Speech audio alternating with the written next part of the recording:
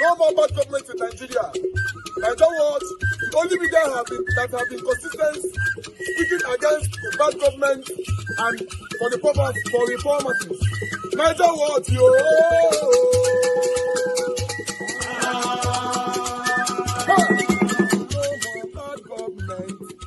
No more bad government. Nigeria what? No more bad government. Nigeria what? No more bad government. The only media that have been speaking. No more bad government. The voice of the voiceless. No more bad government. No more bad government.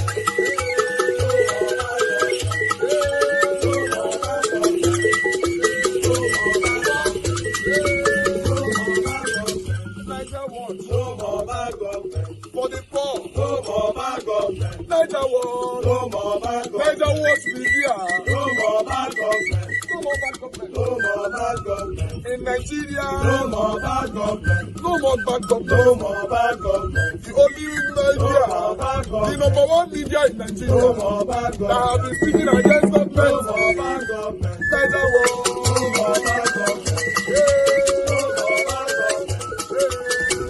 bad government. Nigeria what you? The voice of the voiceless. The voice of the voiceless.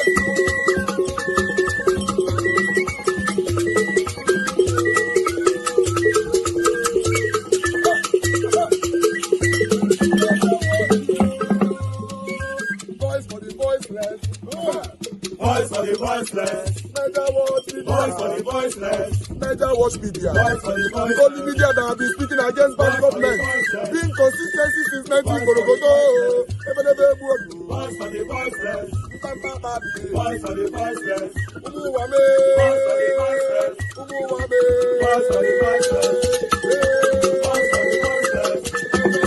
Voice for the voiceless. Voice for the voiceless. Voice for the voiceless. Voice for the voiceless. Nigeria watch you. We have been seeing all you guys have been doing, and we recommending to everyone in Nigeria, saying that you guys are the #1. Nigeria watch you.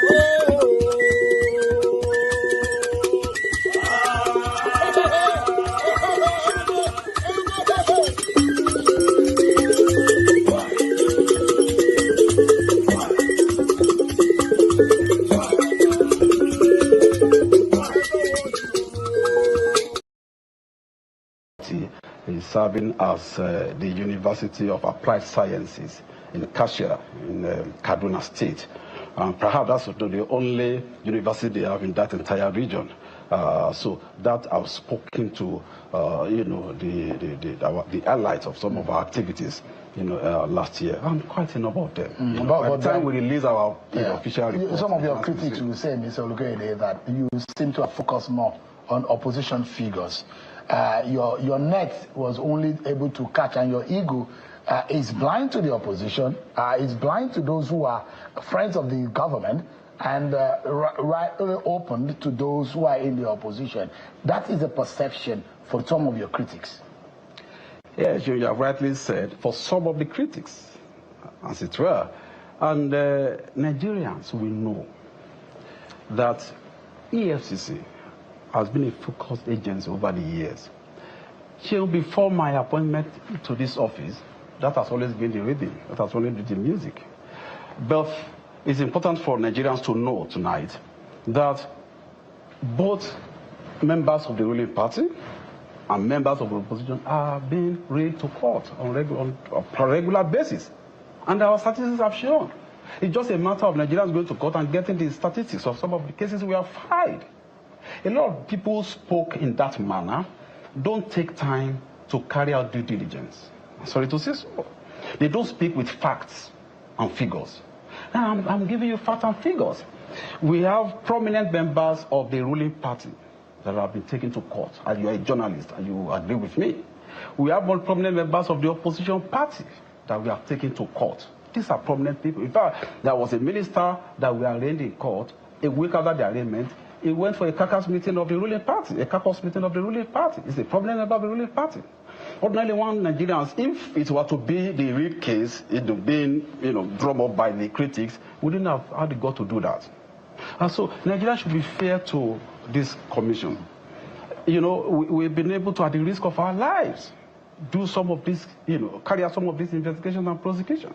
So Nigeria should allow AFCC to breathe. This is an institution that Nigerians should be proud of. And I tell you, Chill, we relate with our counterparts abroad. I've had calls to receive foreign countries' embassies here in my office who came to applaud us, to encourage us on the way we work. In fact, some of them specifically told me that, the way we go about members of the ruling party and also the opposition is something to be emulated by its own home anti-corruption agency. So it's important for Nigerians not to just run down our institutions. People would, for whatever reasons that you have, for whatever reservation, we should also come to a consensus as Nigerians that we must fight corruption. Whether part of the ruling party or people in the opposition, the fact remains, have they committed crime? Because the fear is that under Ola Olukoyede, is the EFCC independent? Is the EFCC unbiased? Because there are fears that EFCC is mostly used in the history of this country as a tool of witch hunt. And that those who are saying, once you get into the ruling party, EFCC will not see you. And I challenge them to bring out the figures and the facts. Are you saying that you're telling Nigerians that you don't care whose fault is God? You will go after anyone who commits offense? But I'll just give you some examples now, Shim, which cannot be controverted. We cannot be faulted. Because they claim that you are working on the behest of the president and he's whatever the ruling party let us put the facts on the table. And I'm putting the facts on the table for Nigerians to do that. That's what is the EFCC independent? That's what my mandate says. Are you being independent? That is what my mandate says, and that's what we're doing. In 2026, do you have a renewed agenda about how to go about things? Thank you very much. First of all, let me thank Nigerians who believe in what we're doing. Even though you have spoken about some critics, we are not afraid of critics, provided it's constructive. We always listen to Nigerians because we are here to work to serve the country. Now, in 2026, Nigerians had, before now, Nigeria have given us their support, and I expect more support this year. And I want to promise Nigerians that we are going to consolidate on some of our achievements, our modest achievement that we made in the last 2 years under my tenure. With respect to our institutional reforms, we are going to carry out more institutional reforms, particularly with respect to professionalism in our operations. I'm very sure you agree with me, in the last 1 month or 1 or 2 months, you've not been hearing the issue of, busting into houses and all of that, even though we're still carrying out our investigation of cyber criminals, the so-called Yahoo boys on daily basis, and we are arraigning them in court. That will show you that we have brought in some elements of professionalism in the way we do our things. So your approach is now different? Because the commission has been heavily criticized in the past about jumping into the roof, jumping on people's houses, and at the end of the day, nothing comes out of it? See, I tell you, there's a difference between investigating politically exposed person, public corruption, and cybercrime. When you are investigating cybercrime, you don't send invitation to people the way you send invitation when you are investigating politically exposed people. You know why? Because the dynamics is different. The way people carry out cybercrime is quite different.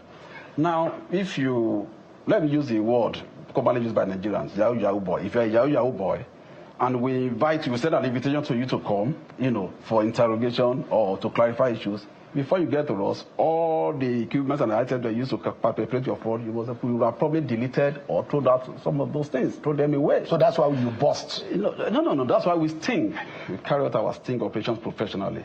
So it is important, it's expedient for you to carry out your operations in a professional way, in such a way that you will not lose your evidence because of investigation, and at the same time you follow the due process of law. So that's why all over the world, law enforcement agencies, they carry out sting operations when it comes to certain categories of crime. Because people will give example, Mr. Olukoyede, of how Hush Puppy was arrested in the UAE, in alliance with the UAE government and the FBI, how he was coordinated, and that sting operation was carried out, and there was a bust on him. And that those who will say, can the EFCC go in that direction to be able to have a coordinated operation that will lead into decisive arrest and prosecution of elements who are doing criminality? Sure, I give you an example. The example you just gave me now, if you were to be Nigeria, Nigerians would have criticized you for arresting somebody in the dead of the night. You know the time your people was arrested? So if we had done that, Nigerians would criticize you for arresting people at the dead of the night or the dawn and all of that. But you see, I just told you now, in the last 2 months, we have carried out hundreds of arrests of Yahoo boys. But you are on sting operation, but nobody had anything about it. And I just you are more professional now. That is the result of the review of our, institutional reforms, and also our processes and policies, But again, as law enforcement, sometimes you have to use the force of law to carry out your activities. You must also agree with us in that respect. There are some of these guys you can't see in the broad daylight. They don't come out in the broad daylight. So you have to plan your operations very professionally. There are some of them that you don't find them in their houses. Most times you find them in hotels and apartments. And so if you carry out your surveillance and you know where they are at the right time, you carry out your arrest. So Nigerians in 2026 should expect from the EFCC that whenever they see EFCC officials at the door of anyone, they know that it's legally backed and it's professional. That's what we should expect in 2026. That's right, because we have the power to do so. Our law enables us and empowers us to do that. Without a warrant. He effect arrest without a warrant. The law, the badge I carry is my warrant. So effect an arrest. Anytime. Anytime, any day. And on any door. To kick any door down, anytime, any day. Look, if I have to break down a door for me to effect arrest, I will do that. And you see FBI do you see them do that? You see NCA do that. So why is our own different? See, Chio, it's important for us to appreciate the institutions we have in Nigeria and to make them work. Foreigners will not do it for us. We have had cause to carry out joint operations with our counterparts abroad, FBI, NCA, and the records are there. Professionally, we have been given laurels with respect to professionalism.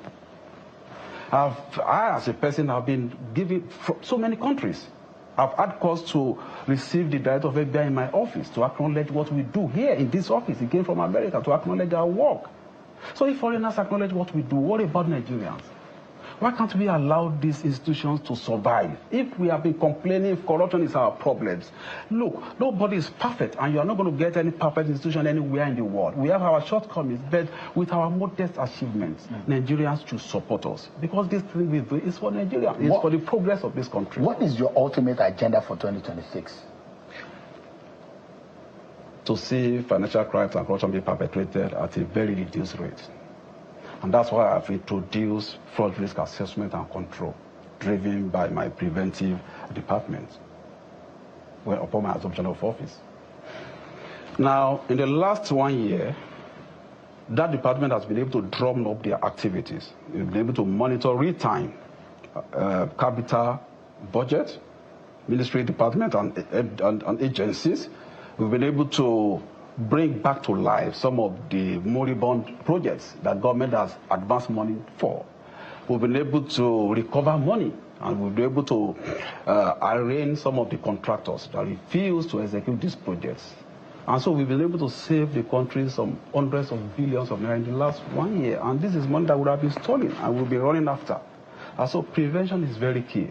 And that is what we want to build on this year. The EFCC has been in the news lately, and during the festivities, one of the major news is that of some high-profile, politically exposed person being arrested, and they're now on trial for alleged corruption.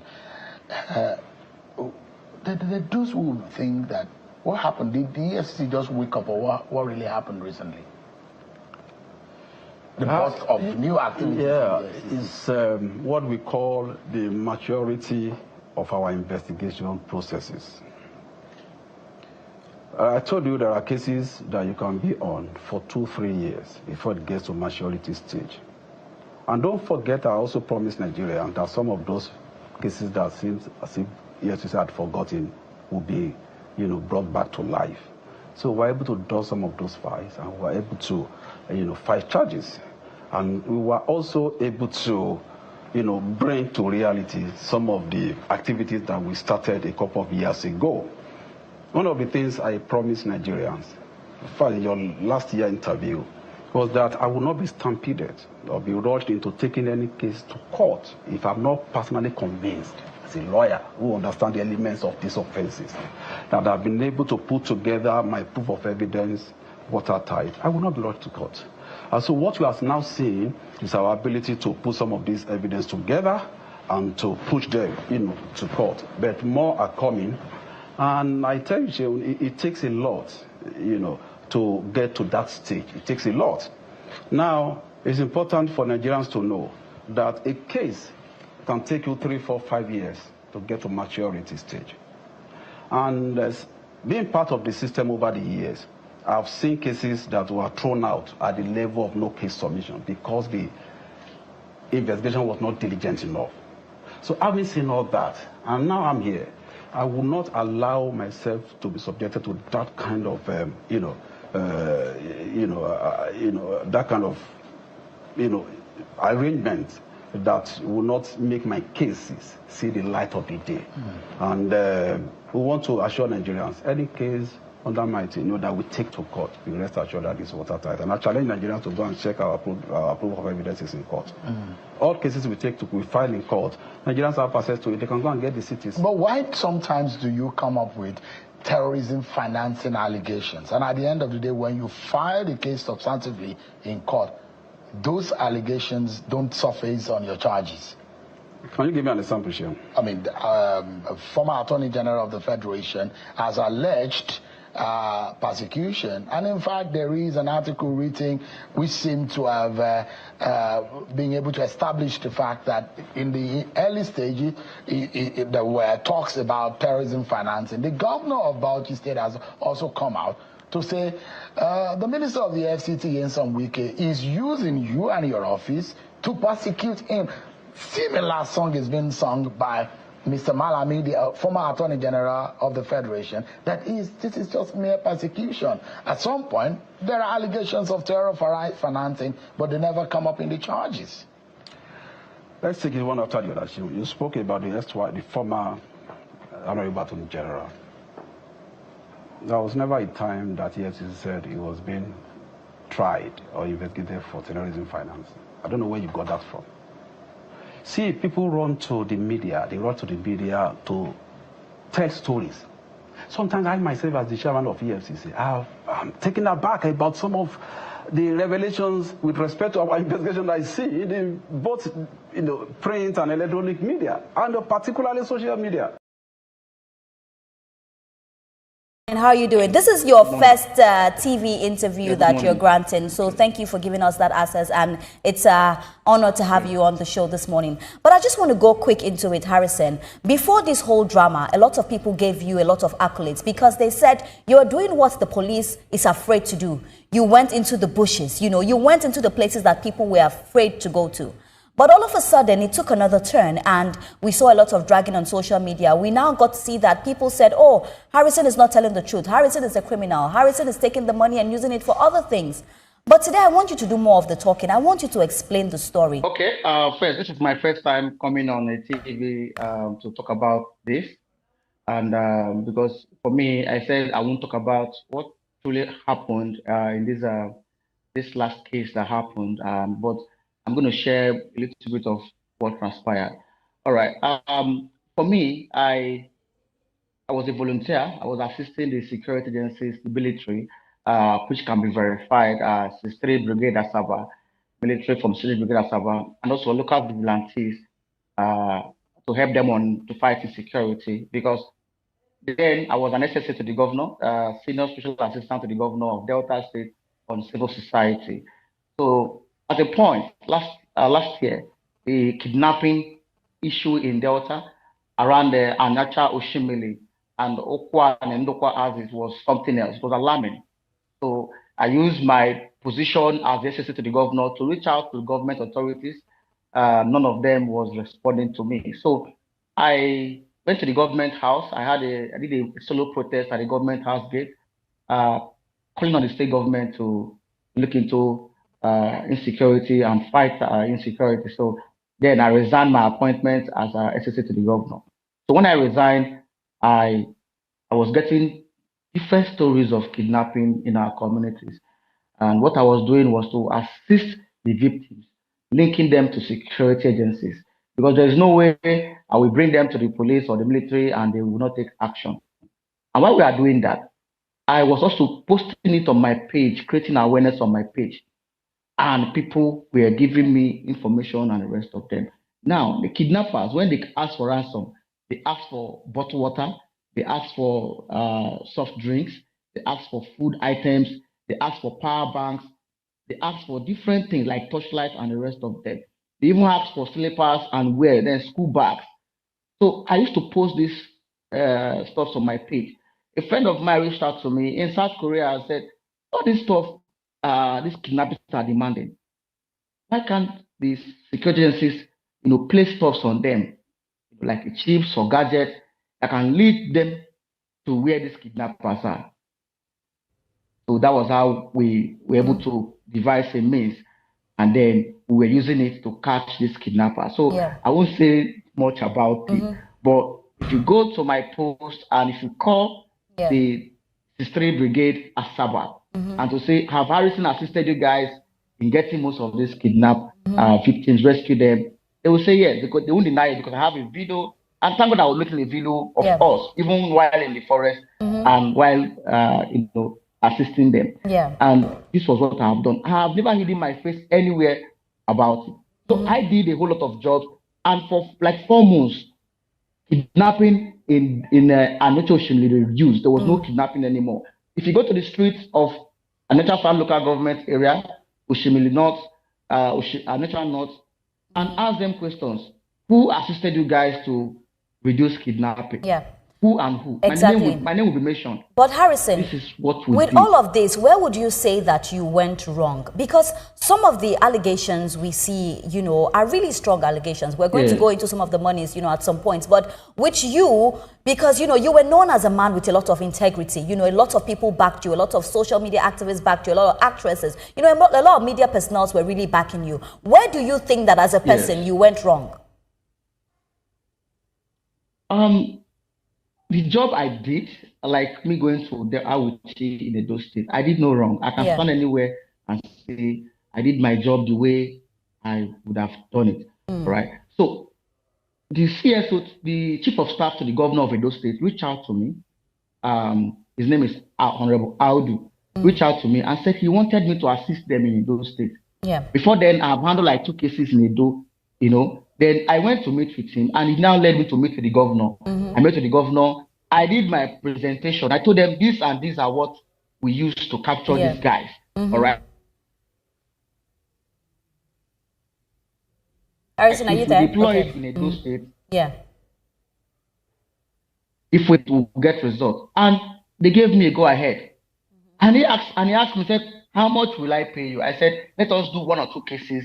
We achieve it. So on that case of Awuchi, I traveled to Awuchi, and when I got there, my mission is not to go and pay kidnappers ransom payment. I don't pay kidnappers.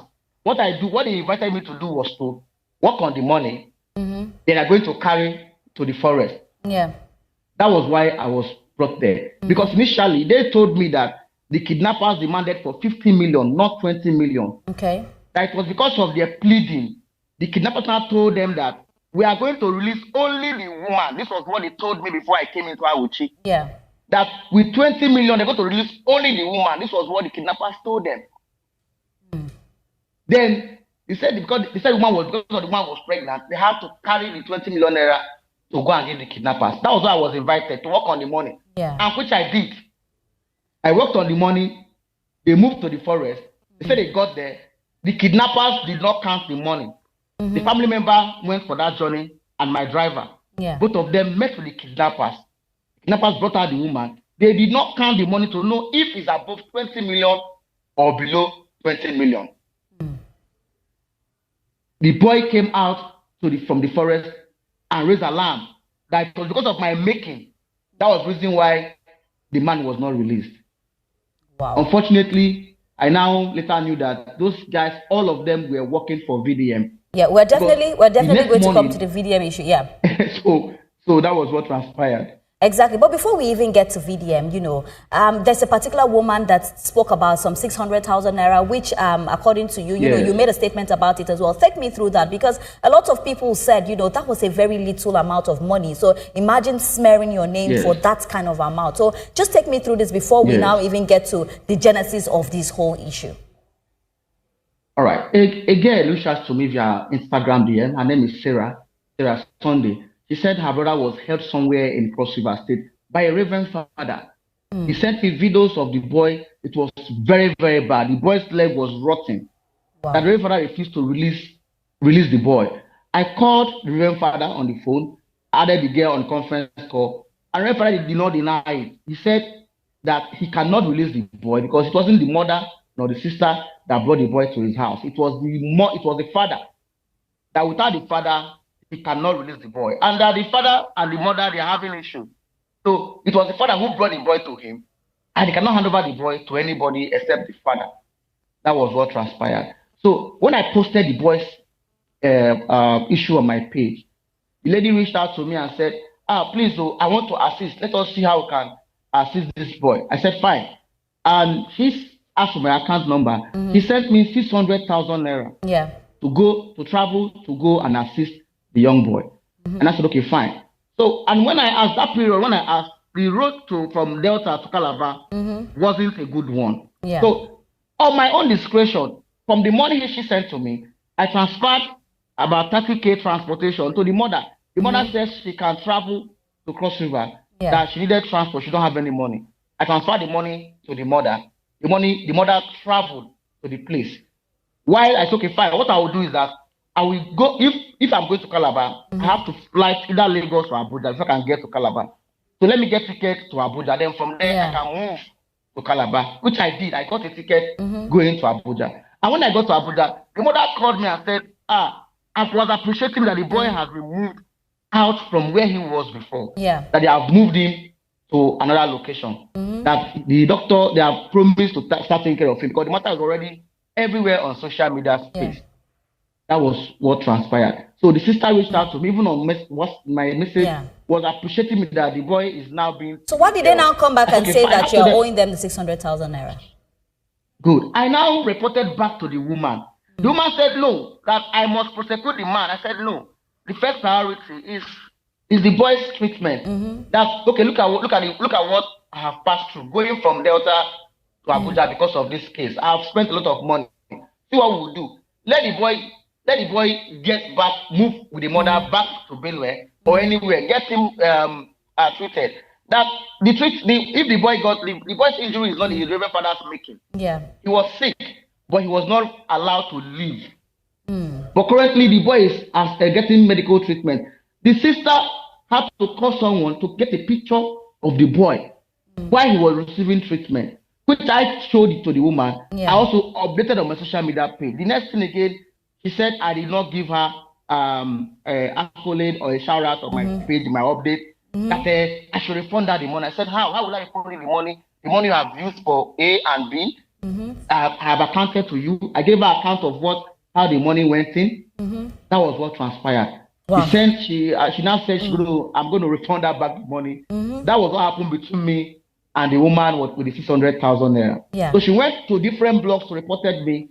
I also responded to the different blogs via DM, and none of them posted it.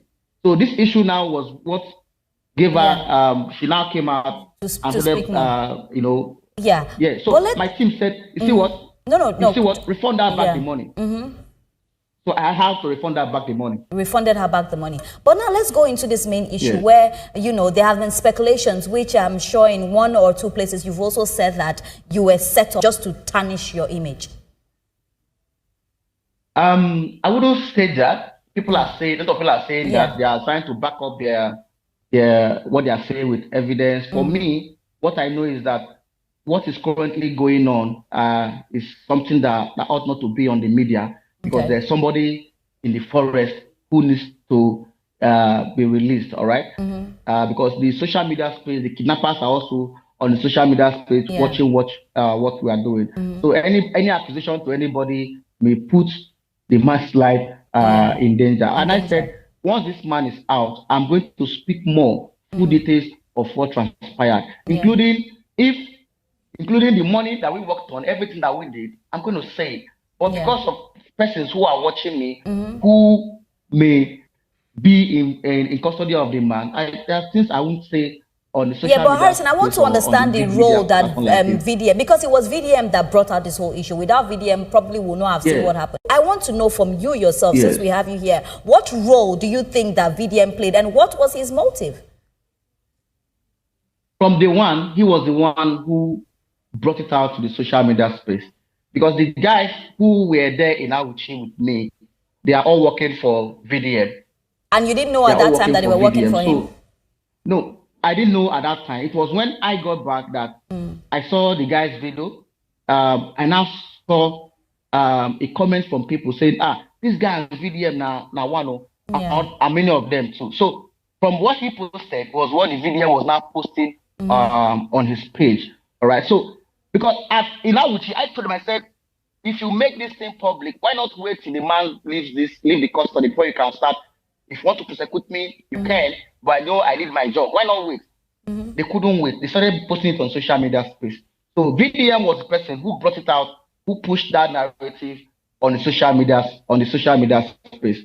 All right. So I won't exempt him, because if you watch from his posting from beginning to the end, he's the one, even to the extent of posting the man's property for sale. I was just about to come to that.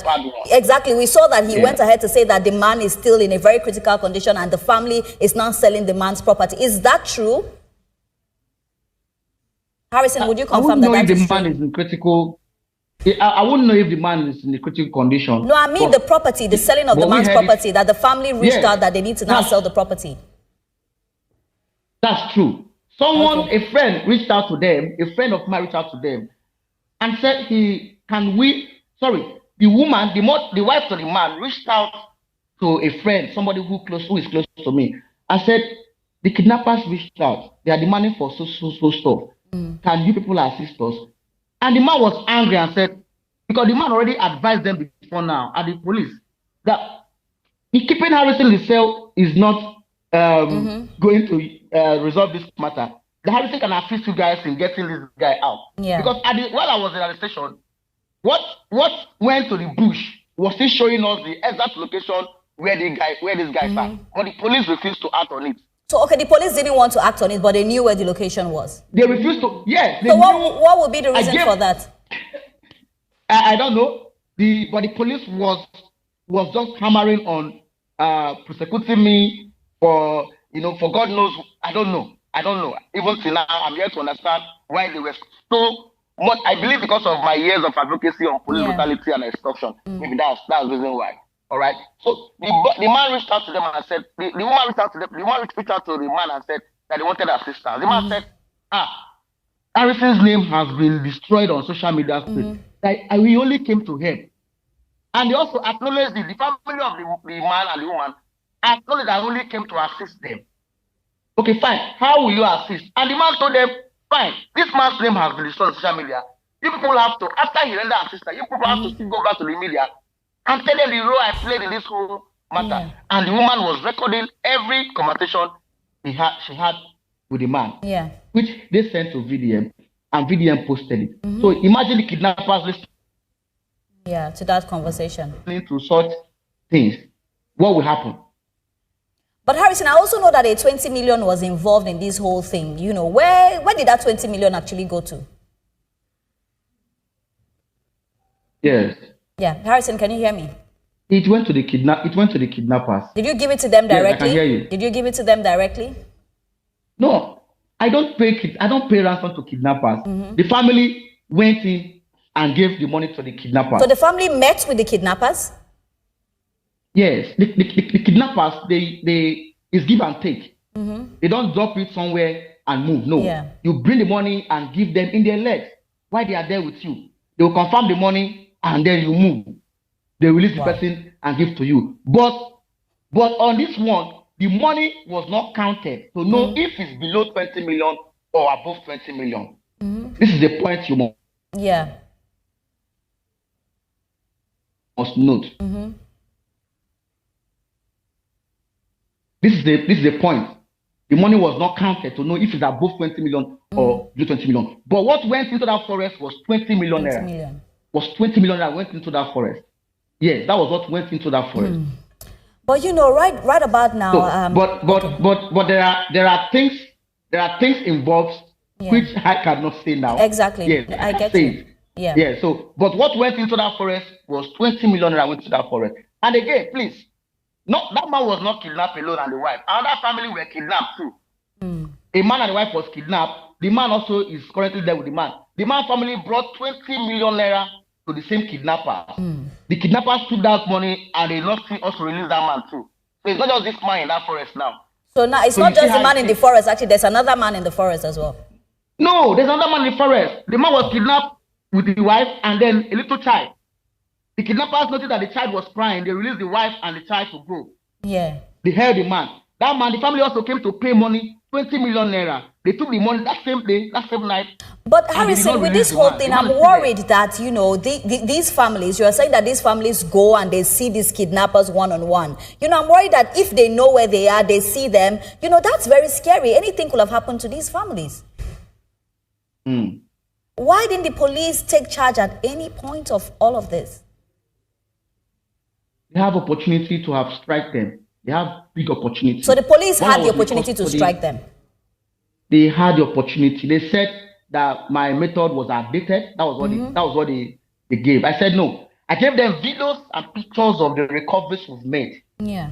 The videos, pictures of other of these kidnappers that have been neutralized by the military. I don't neutralize. I don't do anything. With my team, we show them the tracks of these kidnappers using our device. That has been working for us. So sometimes the security will tell you I'm not part of the operation because they don't want to, you know, show their lapses to the world. So they will tell you that it's not part of the operation. They only give us intelligence. I'm part of the operation. I'm there at the forefront. I'm there with them. You came out and apologized again, and that apology didn't really sit well with some Nigerians, because I remember when I saw the apology, I'm like, oh, but if Harrison is apologizing, does it mean that everything he did, you know, is true? Yeah, if you go back and check our chat between me and Very Dark Man, I said I don't want us to be going back and forth and fighting on social media because we are very close. Not that close anyway, but I see him as a colleague who was using different strategy for his work, although not the same strategy with me.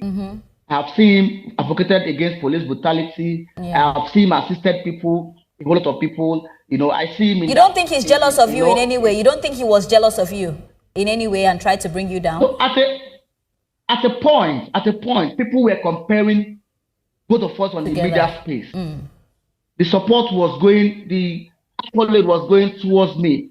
People were comparing us in some works we were doing. Yeah. Then I think at that point something happened. I don't know what happened. Then the Billard, they had a Billard and Billard. Yeah, him and Billard. Yes. So I posted something on my page. I said, I beg you, we are Samsung users. We are not iPhone users. Maybe we stay back. Maybe not join for the fight. That was what I posted. So I was not in support of him fighting Billard or trying to bring somebody's business down. I was not in support. So I said, please, everybody should back up. When he was arrested and charged to court, Deji is there. Kokopi was there. I reached out to Kokopi. I flew from Asaba to Abuja. I was with him. Nikki Badi in Lagos had issue. We were communicating together on how to get her out.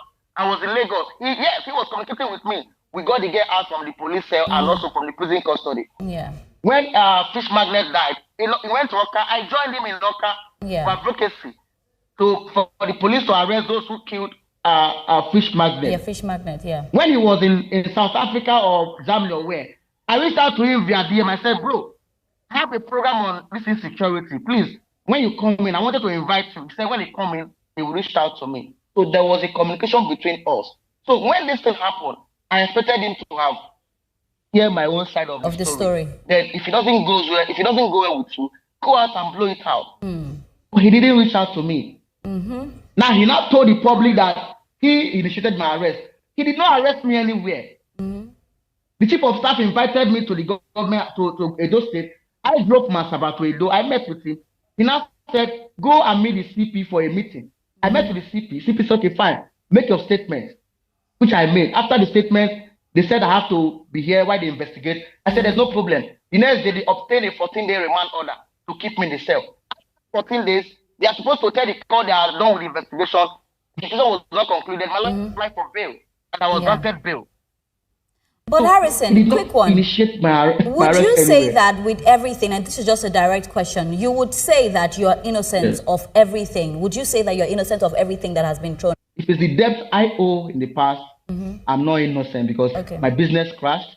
I have a factory in my community. It's called Heritage Processing. Process gari, gari, cassava, to gari, which I was planning to export out of Nigeria. I have a NAFDAC number registered fully, and also I was was a very the business was moving very well. Then suddenly the farm where I was using, the government and some company said they want to plant a palm plantation. They went into that place, Buddha, and they cleared everywhere. That was how I lost I lost the raw materials I was supposed to be bringing in. Then some friends gave me some funds to for us to work together. Those were people I was owing. So those are people who came out to social media to start dragging me. I'm 100% I'm innocent of every allegation against me. Because even he was giving me ultimatum to come and confess. Confess what? People were saying that was a movie. They say Harrison used us to act Nigerian movie. Do not. No, it wasn't a movie. People were using that. People created that image to mock me. People created it. It was from VDS page. They got that voice note, and they were using it to mock me. To mock you, so it's like me bringing it back to their face now. You understand that? I'm not doing this. This was what I was doing. Give them the right word there. I am on a kidnapping case, not at the kidnapping work. That was wrong. That was wrong. People were promoting. But Harrison, what is next for you? How are you going to be able to build that trust again? And, for people to know that this is a trustable brand with everything that has happened. I'm not selling any goods on the social media space. I'm not selling any goods on social media space. I'm only offering services, which I feel I'm doing for people. Sometimes pay services, because there are some persons who will send message and they say, bro, take this one, use and take one. You understand? Good. So I have also received support from social media because I've gotten donation from people who said, you are doing good, take this one for this, and I appreciate them a lot. So going forward, I just want this matter to clear, because there is somebody in the bush who I feel that I still have a chance to assist the family. But currently, I don't know if there's any way I can also reach out to the family because of what is going on. So to avoid people changing narrative that I'm doing that. The matter is currently somewhere, which I believe that they are going to look into the matter deeply and see the fact of the matter and where I went wrong and the rest of them too. So I'm still innocent until found guilty. Now, But Harrison, if you were going to advise any activist, what would you tell them to refrain from? What is it going to be if you were going to advise any activist that is doing something like similar to what you're doing? What is that one advice you're going to give them, that this particular thing, do not do it? The trend of you posting people on the media without hearing from the other side is very wrong. The social media is not a court of law. There are things we are doing that is even against the Cybercrime Act. There are things VDM has done so far that I can take it up against him. All right. But yes, I can do that. So there are things we activists should learn from. Maybe for us, some of us have made mistakes in the past. But for me, as a person, I have for years held institution accountable. All right. Now, if somebody reports a case to you, why not hear from the other party? The other side. Why will you, because of social media monetization? All right, so thank you. Money out of the story. Amazing, Harrison. Thank you for talking to us. Thank you for enlightening us. Posting people on the media. Well. Okay. Good morning, good afternoon, good evening to every one of you right there, my people. I appreciate you all. Thanks for your time with us. Happy New Week to my people. Mother of Omami Diaspora, my lovely mother. Good evening to you, mommy. Thanks for all that you do. I appreciate you always. Abu Azim, my brother, I appreciate you. Thanks for all that you do. I appreciate you always. Everyone right there, Mr. Johnson, Mother Eugenia, Christian CXL, 7 Girl Mede, Mother Rita, God bless you all, my people. Christian CXL, once again, Discussion Channel TV, thank you, my wonderful people right there. Una plenty not be small, Mother Peggy Modi, and many, many others. I just need to move on right now. I'm going to post out a link. Although I still have one short video to play quickly, but still, let me post out a link because somebody already asked for a link. In case you guys want to join this broadcast or this discussion today, please come in on time and let's do this together. But meanwhile, I want to ask. Oh, before I ask, let me see. Can anybody hear me? Because I don't want anything I want to make it lost at all. Just say yes, we can hear you. I beg. Just put on there. My body be as it get right now. Put on now. Can you hear me? Eh? Don't ask this question 78 years ago. People never still answer me. No, don't answer me. God bless you. God bless you, all my people. All right, the first question is this. Why was that interview with RC granted? Because that interview, from beginning to the end, there's nothing to learn from that interview at all. A question that's supposed to be asked was not there. So why was the interview put in place? Yes, why? I was expecting that lady to ask RC that what happened to 5.4 million. The lady did not ask Harrison. Although she asked by saying what happened to 20 million, and Harrison responded by saying the 20 million, all the whole 20 million were taken to the forest. All right? Ladies and gentlemen, did Harrison lie there or not? Because Harrison and his lawyer came out, which I played here, to say that yes, 5.4 million naira was removed from that money, for exchange of what cheap or whatever. There's a prototype chip, right? Good. So why was that interview granted? That's a question. But meanwhile, because the interview was on TV, I decided to bring it here. It's not my business. I think this RC matter don't tire me tele. Yeah, because it looks like we're not going anywhere. Normally, yes. So we should just move on. But meanwhile, I'd like also listen to this particular video here. And I have a video that I need to showcase for you guys. But let's listen to about 3 minutes or 4 minutes on this. Point. The argument that is being made is quite straightforward.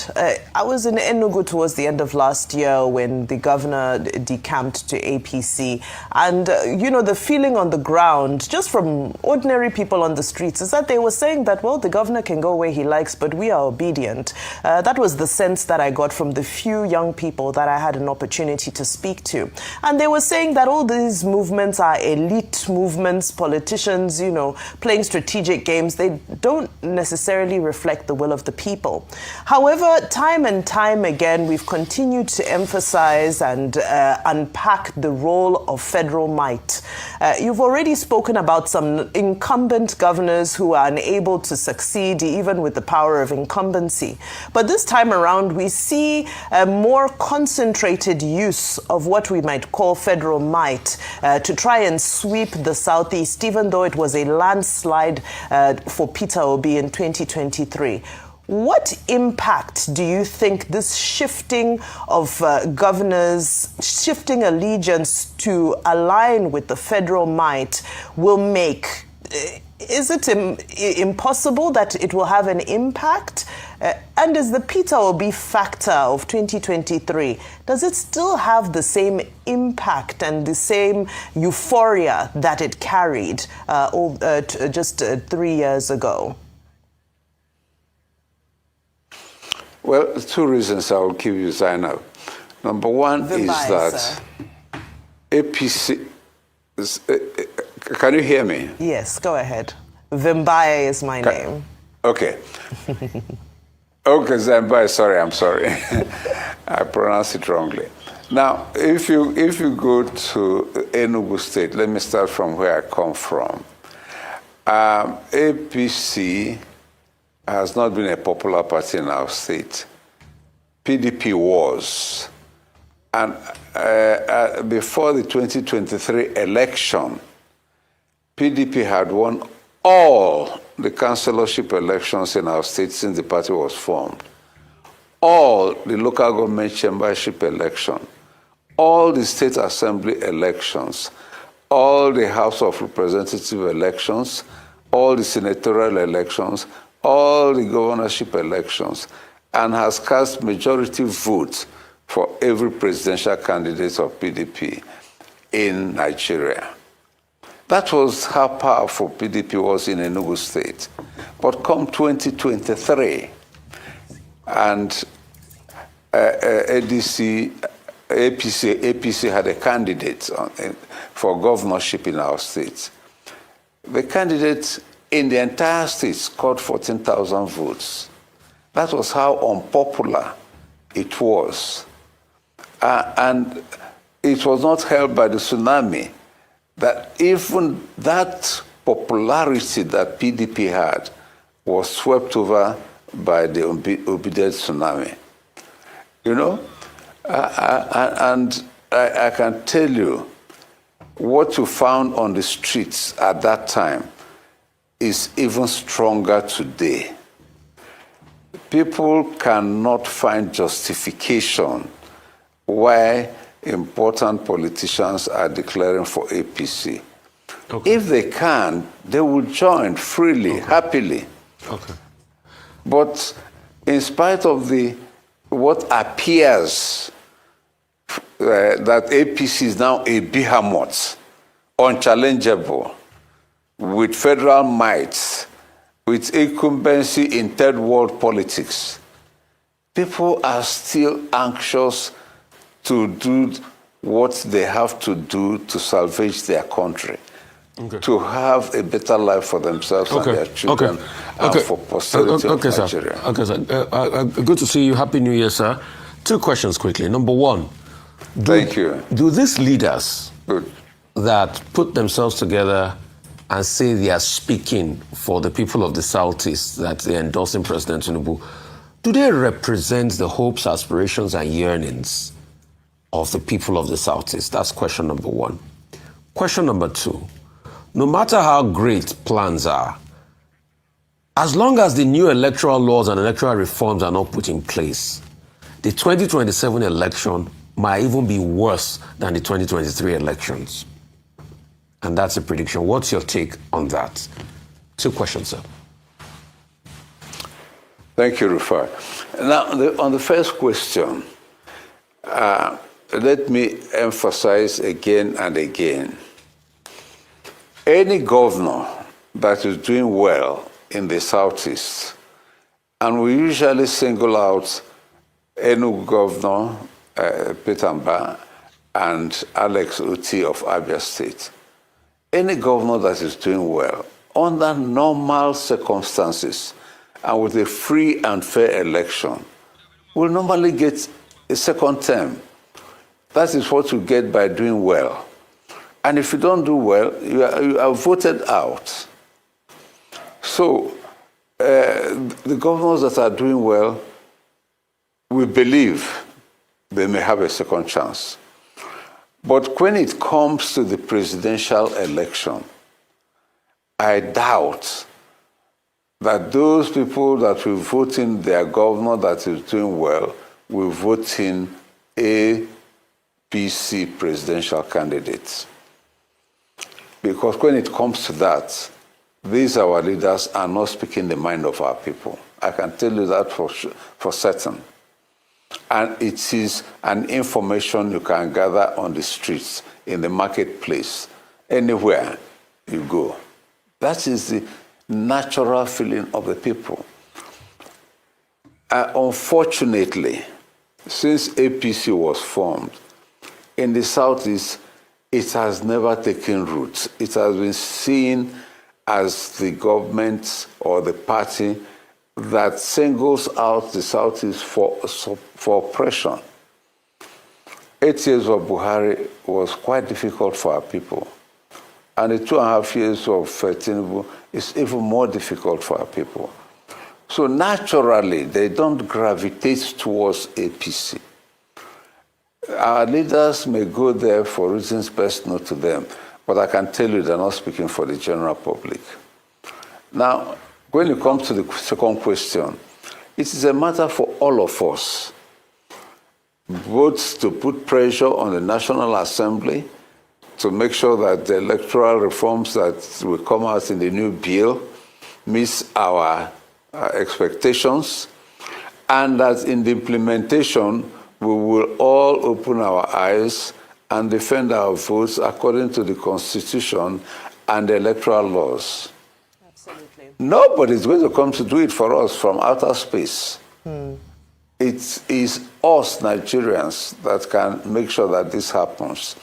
And this is what has happened in other climes where dictators have been uprooted, where oppressive governments have been changed. It is the people that do all of this. Absolutely. So we are calling on all Nigerians. If we are all saying that we are living under extreme hardship in this administration, all hands must be on deck to make sure we have a better government coming in 2027. That's it. That's it. On that profound note, of course, we continue to advocate to ensure that 2027, the vote is defended and the will of the people is reflected. We thank you so much for your time, former Governor of Enugu State, Your Excellency Nwodo, for your insights this morning.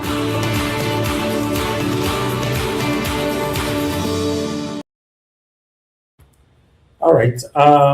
Thank you very much, my people, on that particular one. I appreciate you all. There's this video that I want you guys to watch. The greed of our politicians, or rather, the greed of human beings. Watch this particular video. Maybe you will understand more.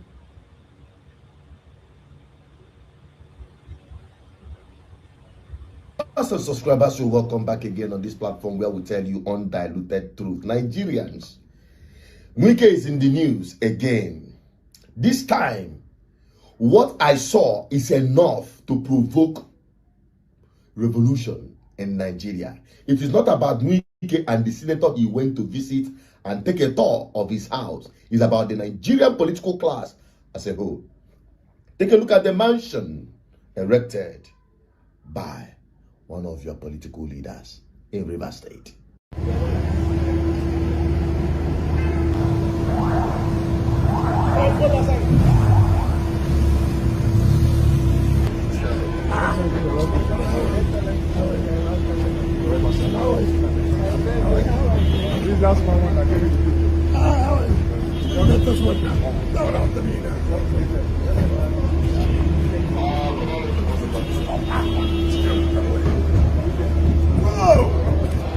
Go.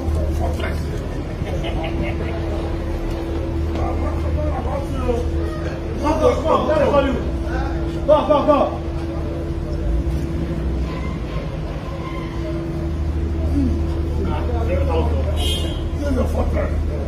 Since you have no way to abandon that, this is Nigerian fortress. My family has that. My family has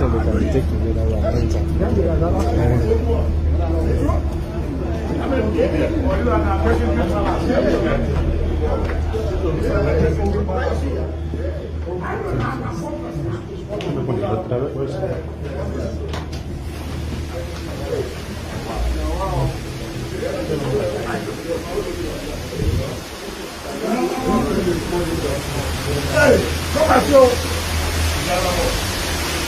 Come show. Come show.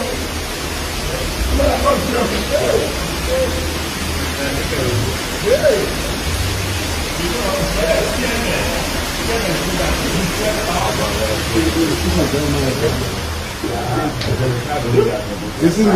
Congratulations.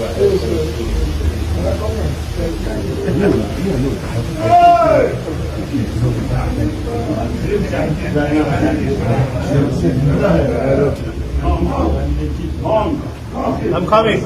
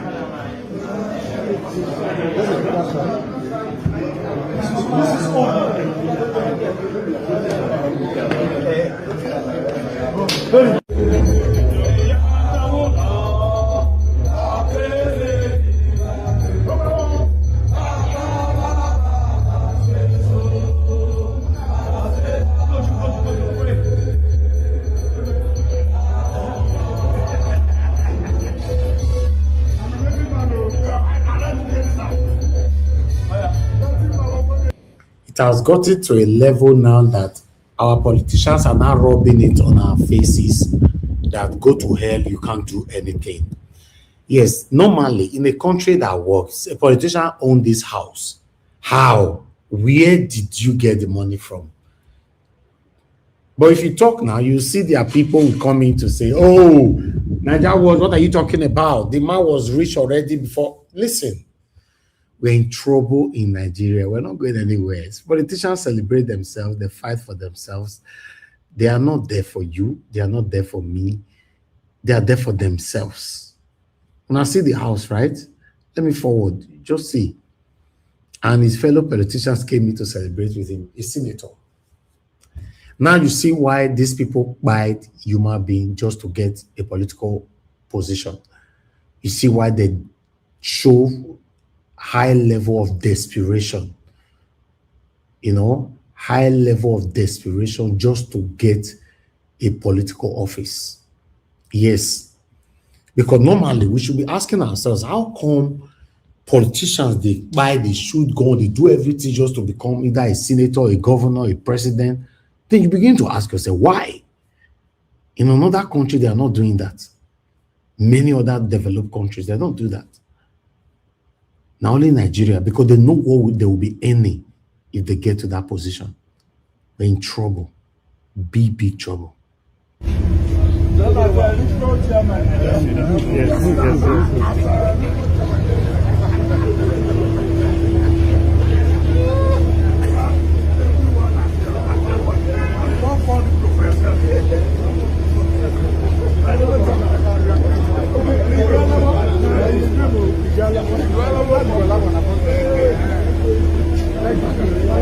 If Nigeria were to be a normal country where people behave normally and not abnormally, this is enough to provoke revolution. It is not a bad thing for a rich man to erect whatever mansion he deserves or desire.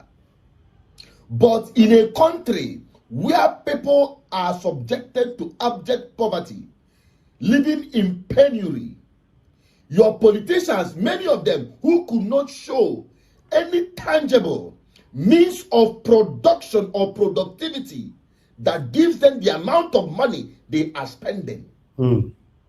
They themselves and their families.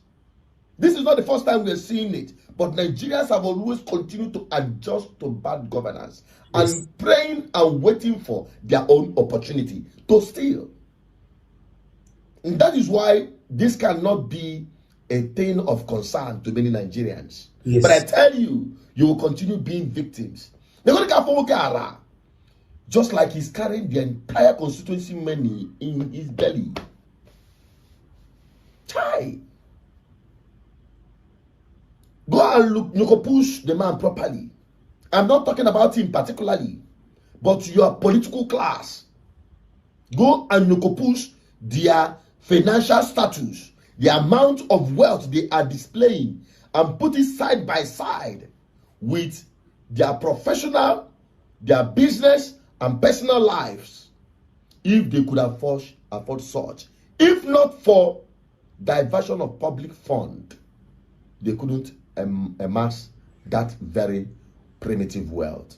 I can also emasculate. Some people will start attacking me and becoming our English teachers. But these guys amass primitive wealth they don't need. All right, that's all I have for you guys today. If it's not shocking to you, it's shocking to me. I just hope someday God will answer our prayer to have a good leader. A leader that will say enough is enough. That leader that will go back for a proper scrutinization. Back, and I'm not saying now, but that leader that will go back. For example, since maybe 1999, if we don't want to say since 1960, let's say 1999. Yeah, that leader that will take us back and go and find all leaders that have stolen from the resources of this country and prosecute all of them. We pray to have that leader someday, a leader that will put zero tolerance for corruption. If any of the politicians found guilty of corruption, should be capital punishment. We are hoping for that leader someday. Thank you, Moderator. We are hoping for that leader that will come in and do that thing that is in your mind. Moderator, that thing that is in your mind, that will do it for you and do it for me as well. That is what we are praying for.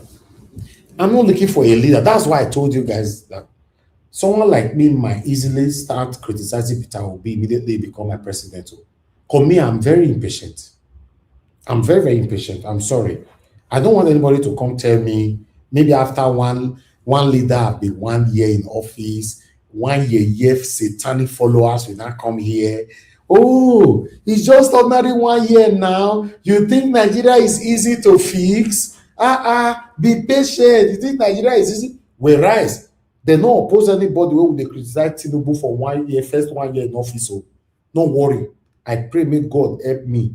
May my principal have the opportunity to rule Nigeria in my time. Peter Gregory Obi.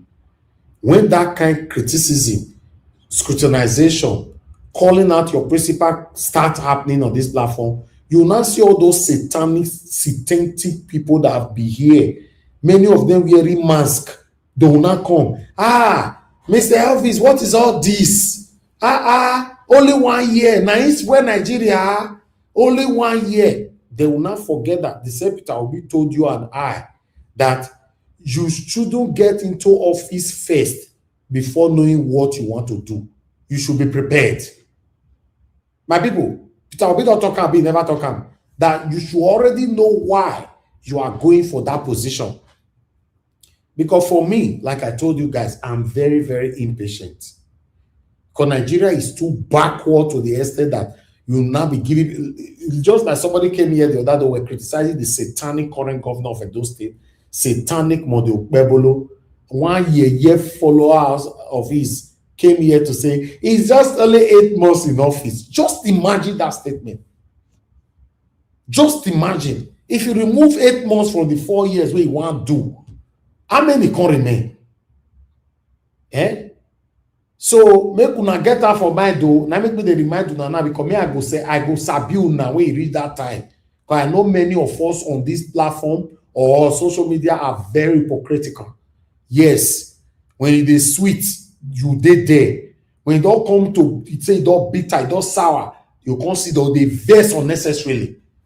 Me, the best I can give any leader, the best that I will be silent is 3 months old.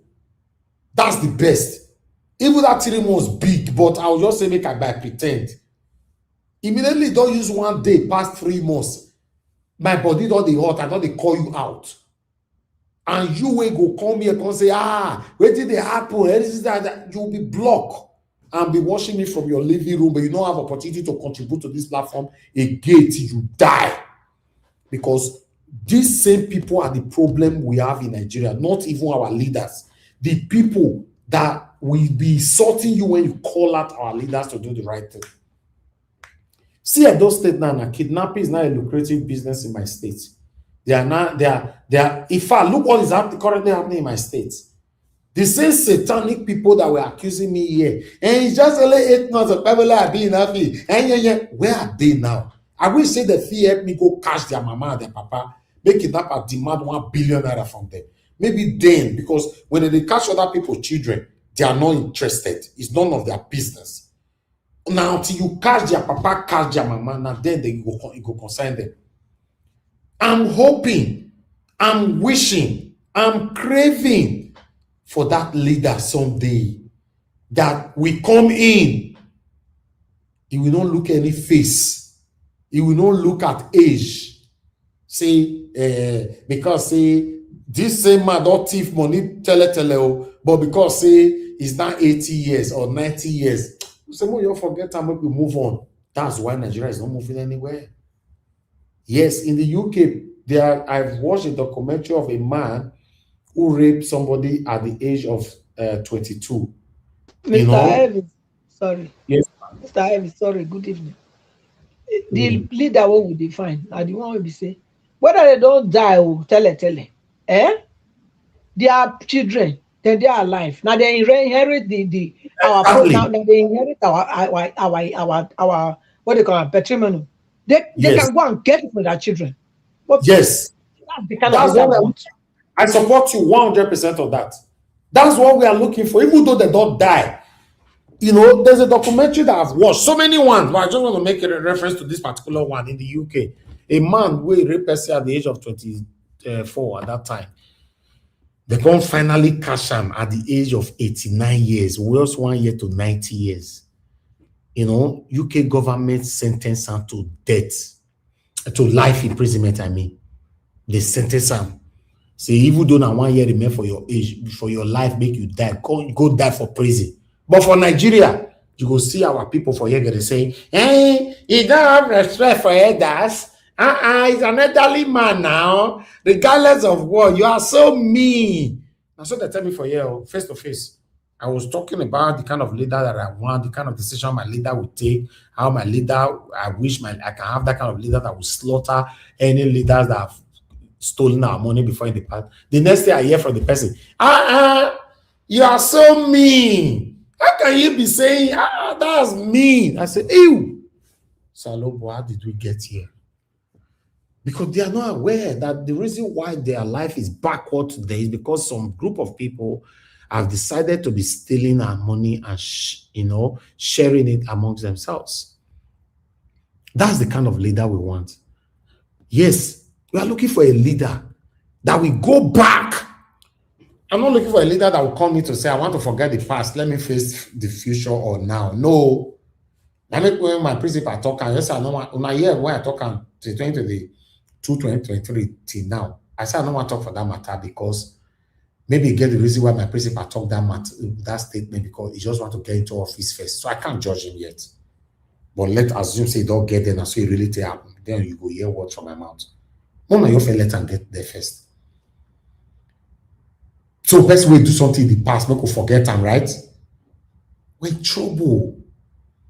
As Mother Patricia talking just now, we need a leader that will come into power. The satanic leader that have stolen from us in the past, those ones we don't die, their children, their wife, if they still get wife, all of them will be persecuted for a possible prosecution. All of them. That's the kind of leader I crave for every day. I know some will go tell me, you can't carry Nigeria for head. Yes, people now carry their country put for head and make you feel they stay for their country today. In America, you did they listen to me. Yeah, people carry that country for head, tele. Before you can't allow people like you to come to stay there. You person come to stay there. UK where you they enjoy today. Now people fought heavily for it. Before you person can't find way enter there. Now they defend the indefensible. The Europe where they stay today, people fought heavily for it. We can become better place. Before you person can enter there. Now today, you are fighting us that is calling out the satanic leaders that have been deliberately impoverished us. Yes. I just hope we get that leader. Yes, I just hope. That's why I told you guys before. that people were saying, no, we have to do this constitutionally. Somebody cannot ring himself into this. Mr. Elvis, because some of them don't ask me for this panel. Mr. Elvis, are you supporting ringing? Are you supporting ringing? No, no matter what, we must do it constitutional. I beg you, I'm supporting ringing. If I can get a leader that will ring himself into office today, backyard he pass enter or top he pass enter, any IT enter, it's not my business. But as long as his mission is to rescue Nigeria, it don't concern me. IT reach there. It's not my business. When I know they support ringing people when they ring, they still the monitor, they enrich themselves. Now I know they support her. Me, I tell you, I say I support ringing now, but with my own get condition. I say no, must count constitutionally. Who tell you say constitutional they let those kind of people come in? Whether they call that country with that army man enter by force, whether they call that our young president. I don't forget his name now. They call him. Somebody help me out. Traore, thank you. So if Traore now decided now may go follow constitution way, go stay for queue, you can't vote for her. OB1, 2, OB2, 3, OB3, 3. They'll come pursue and use cutlass, use scissors, they cut the head for court. You not going to enter. You just say that if now that lane he follow for 50 day where he did today. I'm strongly in support of a leader that will come and rescue Nigeria. But how you take get there, not consign me. Just be that leader. The tribe where you be, it don't consign me. Just be that leader. Mr. Elvis, you're talking about the kingdom suppress violence and the violence take it by force. Exactly. Exactly. Because that's what Brian Traore did. That's what he did. Hey, Mr. Elvis, can I ask you a question? I said, okay, go ahead. Are you not supporting like you don't know what I'm talking about? Some kind of yeah question where some people they ask me sometimes. Like you don't know what I'm talking about. Inconsequential questions. See Brian Traore, see their country now. See the way they take sanitize everywhere. I need that leader. A leader that will come in. The first day, no, I didn't say second day. The first day in his office, he will announce, or rather pronounce, that every leader that have ruled Nigeria, both the one that is still alive and the one that is dead, all have been summoned. The one that is dead, their children, their wives, summoned. Everybody for questioning. Anybody finds guilty? I say we go wait tire. Yeah, but you never know. Speak it. Now we say wait. When I just say if we say now, because I hear you say they say Mr. Peter Obi talk say no because you don't talk many times. Not be once, not be two times. I don't hear them. When you say no, they call them. Go probe any of them. And if now you they think say maybe one enter first, then he go come change his mind. Mr. Evans, I don't think so. Because even at that time, even if you want to say make fair first. You know, Mama. You know, say guess what kind of way you go talk when you never enter position. You know go feel enter that position again forever and ever. You should know. So for me, may he enter first. We don't know. But he might not be able to do. When he go enter at last, when he enter at last, you know if he be that lone voice, so where they call and ask if you know they do one. Because he excuse go be saying talking before saying they do. Yes, but I will still continue to call him out. And all his satanic supporters that will be here to attack me, I will block them on earth and the heaven.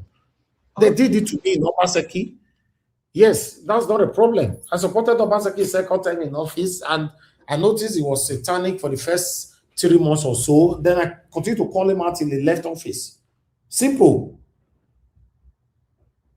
We just need a leader. That leader that will be, in fact, we need a heartless leader towards other previous leaders. If that English is properly put right.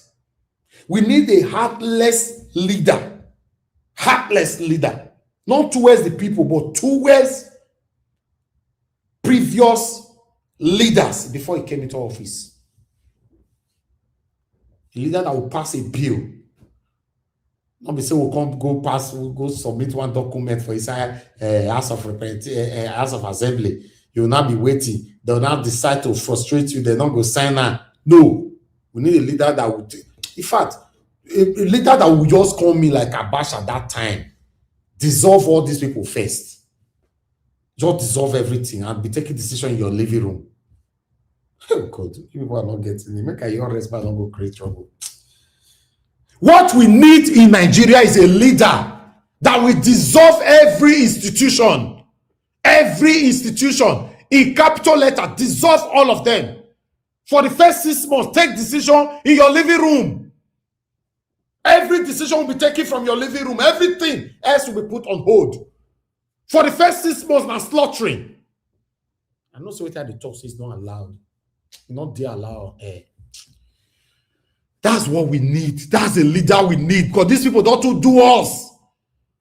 They don't do us so they are not rubbing it in our face that we are nobody. We can't do nothing.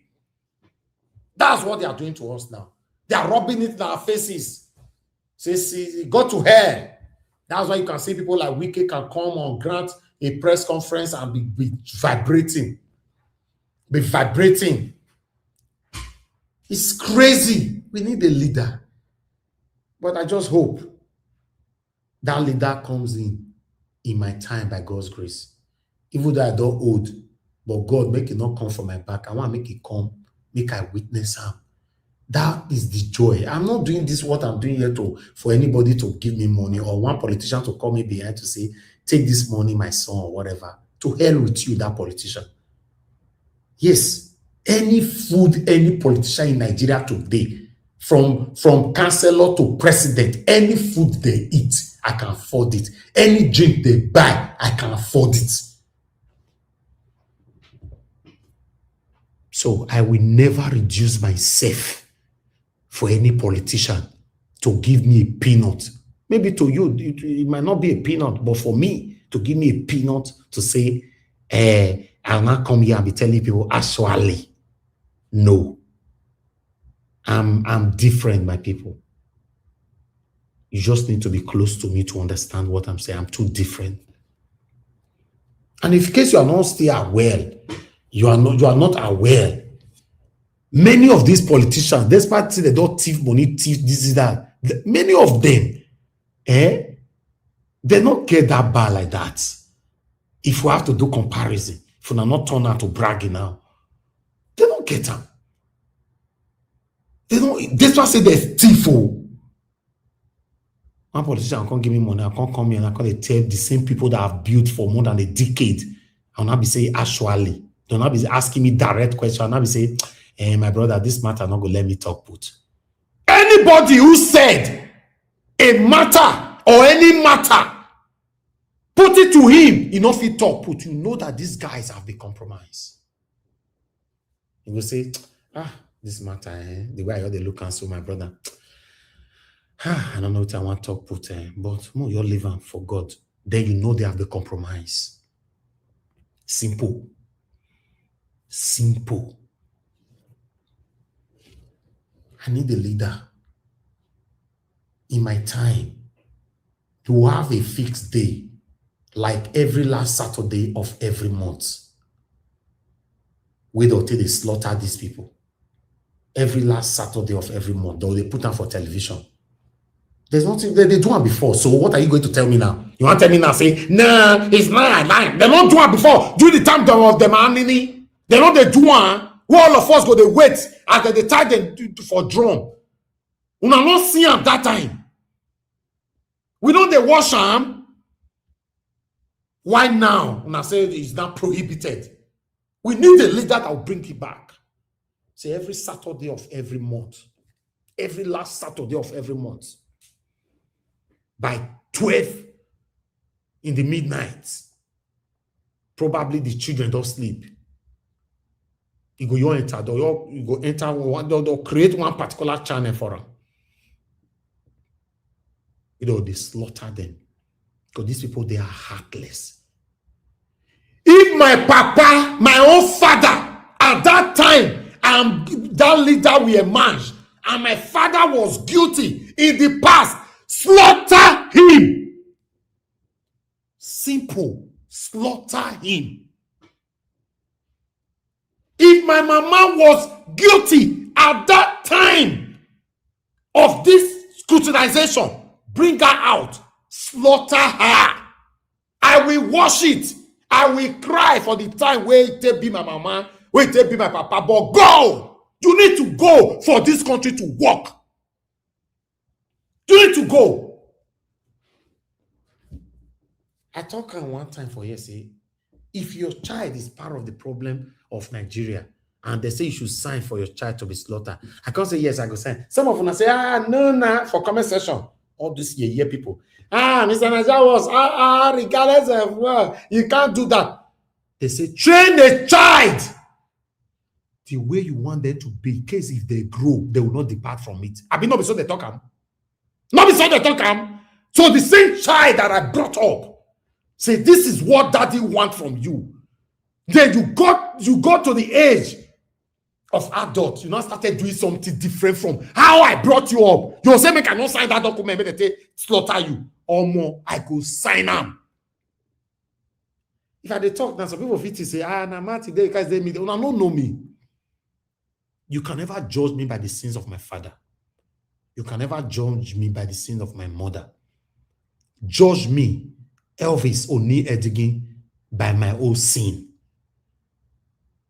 And if you know I'm doing anything contrary to what I'm saying, and I'm coming on air to pretend, and you know that I'm pretentious over my speech, and you refuse to expose me, God will punish you and your generation till you die. I'm not a perfect person, but there are some lines we shouldn't cross in life. You live in America, UK today, you cannot understand, because some of them, they come to Nigeria after 78 years. You cannot understand what we are facing in this country. See, kidnapping is now a lucrative business across the whole country. When we talk, I'll say, what are we saying? Some of them will say, we they pretend, or some of them will say, we are insulting your principal. So I don't get it. Our problem is the people. We need that leader. We need that leader that will come in to say, okay, open the book of since 1999 back here. Anybody before 1999, they say they want pardon. Okay, I don't mind. But since 1999 till now, open the book. When you slaughter 1, 2, 3, 4, 5, 6, the rest go come guess and say, this man mean now. That man, that big name. Now, not watch him that last Saturday by 12 midnight. Not see the way they slaughter him. Hey, God, they go know say a person I come in. But at this time, now inside living room, now you take all the decisions. Everything will be dissolved. Every single institution, every single thing dissolved. Dissolve. And they tell you, just ordinary 2 years in office, 2 years, Nigeria will become the best country in the world. Our economy will boost drastically. Then, as you are doing this, all the money recovered, all our money being protected, then the whole Nigeria will become a construction site. It's not hard to do.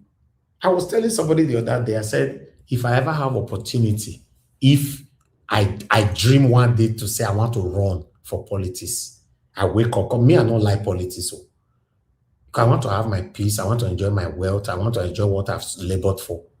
But for any reason it happened, I'm very, very competitive. I will be the best governor, not just in Edo State. I will be the best governor in the history of Nigeria. Yes. That is what I've been doing on this platform. Since 2022 to date, no break. I like competition. Not because of the money. I like competition. I like competition. If you go and look for my record in school when I was university in the UK, my lecturers will let you know that Elvis, God, they take no for an answer. I like competition. No bad competition in jealousy way. I dey like competition say, this thing I can do, I can do it. Now, meanwhile, go run the state. How can they say, the other person, I first well, do you know how much revenue that comes into state every, for example, my state every month? Do you know? Upon all that, these people will still say money not there to repair states. What a shame if they are not stealing this wealth to amount so much wealth to themselves so that they can compete amongst themselves. We need a leader. The same Nigeria would they talk, say, we governor do something. They'll say, no, it's not the president's fault now. In our governor. So you people should hold your governor accountable. We need a leader that can call governors to order. Leave the constitution. I mean a good leader. Not the way Tinubu do for Bara why they talk. I'm talking a proper leader that wants the country to work. That is what I'm praying for. That is what I'm laboring for every day here. That's what I pray for. That's why I put my... you think I have all the time to be on air every day? If you are privileged to be close to me, now here you know me, you're not close to me. But if you are privileged to be close to me, you will pray for me every day that, with this one, what I know about you, now you see they do life every day. Because some of you here have encouraged me to the level that I cannot even say no anymore. That's the same spirit, the same enthusiasm spirit that I want from a leader that I'm craving for. A leader that will work tirelessly to see Nigeria work. A leader that will know that his best friend was part of the people that stole money in the past. He go slaughter him. Because you cannot call me as a leader and be embracing nepotism and favoritism. No. No. If now your papa bring him out, that Saturday, they go slaughter him. If now your mama bring him out, that Saturday, that 12 noon or 12 midnight, they go slaughter him. That is the only way others go lame. Yes, we get a parable in our state. I don't know how to say it in Benin, that if you don't use your mama child to make example, your papa child not go take you serious. Mr. Oduwan, I will say they and I ain't go help me with all those deep language. That's the only way this country can be better. All this one what they do so. This leader they work, if they work, then the next thing you see, some area not they touch them. Some area they touch them, witch hunting. That's what we call satanic spirit of witch hunting. Nigeria can still not be better like that. We need a leader. That's all I can say this evening, my people. Good morning, good afternoon, good evening to you all. Some of you might be saying, why do I have to speak like this today? Because I'm in pains. I'm in pains. The country is not working and it's affecting me. And I love my country so much. I love my country to the extent that I spend more time here. I'm a British citizen. I have Nigeria passport. I have a British passport. Normally, I don't supposed to be here. I don't supposed to be in Nigeria. I don't have any reason to be in Nigeria. My family just left about a week ago here. They did Christmas, New Year, Igwe Festival, everything with me here. My son asked me, Daddy, when are you coming to spend more time in the UK like you are spending more time in Nigeria? I feel cold in me. Normally, why am I doing this? I want my country to work. Then you come to tell me, say, now my papa they cash. My papa is part of the people who made this country not better. Sign, make they slaughter and say make they not slaughter them. Abi? Now my mama they cash. She's part of the people that make Nigeria not better. Sign, make they slaughter and say no, sorry. I be saying make Nigeria work, but since that my mama make we end them, then we are not ready. We are not ready if we are selective. And that is what many people are doing in this platform. When I bring a topic here that affects them, they join the platform that day. Many of you can testify to this that they have done it so many times. A topic that affects them that they know they come. But a topic that affects others, you see my platform, how they change, how backstage go full. We're not going anywhere now. When we are selective over our judgments, when we are selective on the kind of things we want to criticize, we are not going anywhere. We are not going anywhere. Good morning, good afternoon, good evening to every one of you. I'd like to take some calls. Thank you very much, Madam Deborah. Please talk to us. Good evening to you. Hello? Thank you, ma'am. Good evening to you. Talk to us. Now, good evening, Mr. Elvis. I said you have been speaking since. I've been listening to you. Thank you, ma'am. Hello? Yeah, everything you, honestly, I agree with every single thing that you have been saying. And that is true. It might sound harsh to some persons, but the reality is that if Nigeria has to change, decisions have to be made. Otherwise, nothing is going to change. Because all these approach where we use kids' gloves to discuss issues, or when something relates to somebody that they like, they will start saying something else until we become more serious in dealing with crime. There's nothing that will be able to change in Nigeria.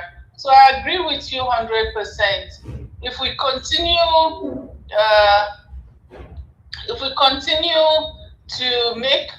to kind of how will I even say, pet criminality or handle corruption with kids' gloves. If you look at China, the only reason why they are able to get to the level that they get to today is because they were able to deal with corruption in one way or the other. They were able to make sure Mother Deborah, please, let me come in quickly. Because of this you mentioned, I wanted to respond to something after you're done with your call. But let me respond now because you just mentioned China. Isaac, yeah. Mr. Isaac, you said, Mr. Elvi, what you are saying is not possible, not in present world. Not even the world power would allow you to do that. You can only make a new law to prosecutors, not to not to go back and start killing. Look at you. Look what you are saying, Isaac. What is happening in Singapore tomorrow? How come the world leader did not stop them?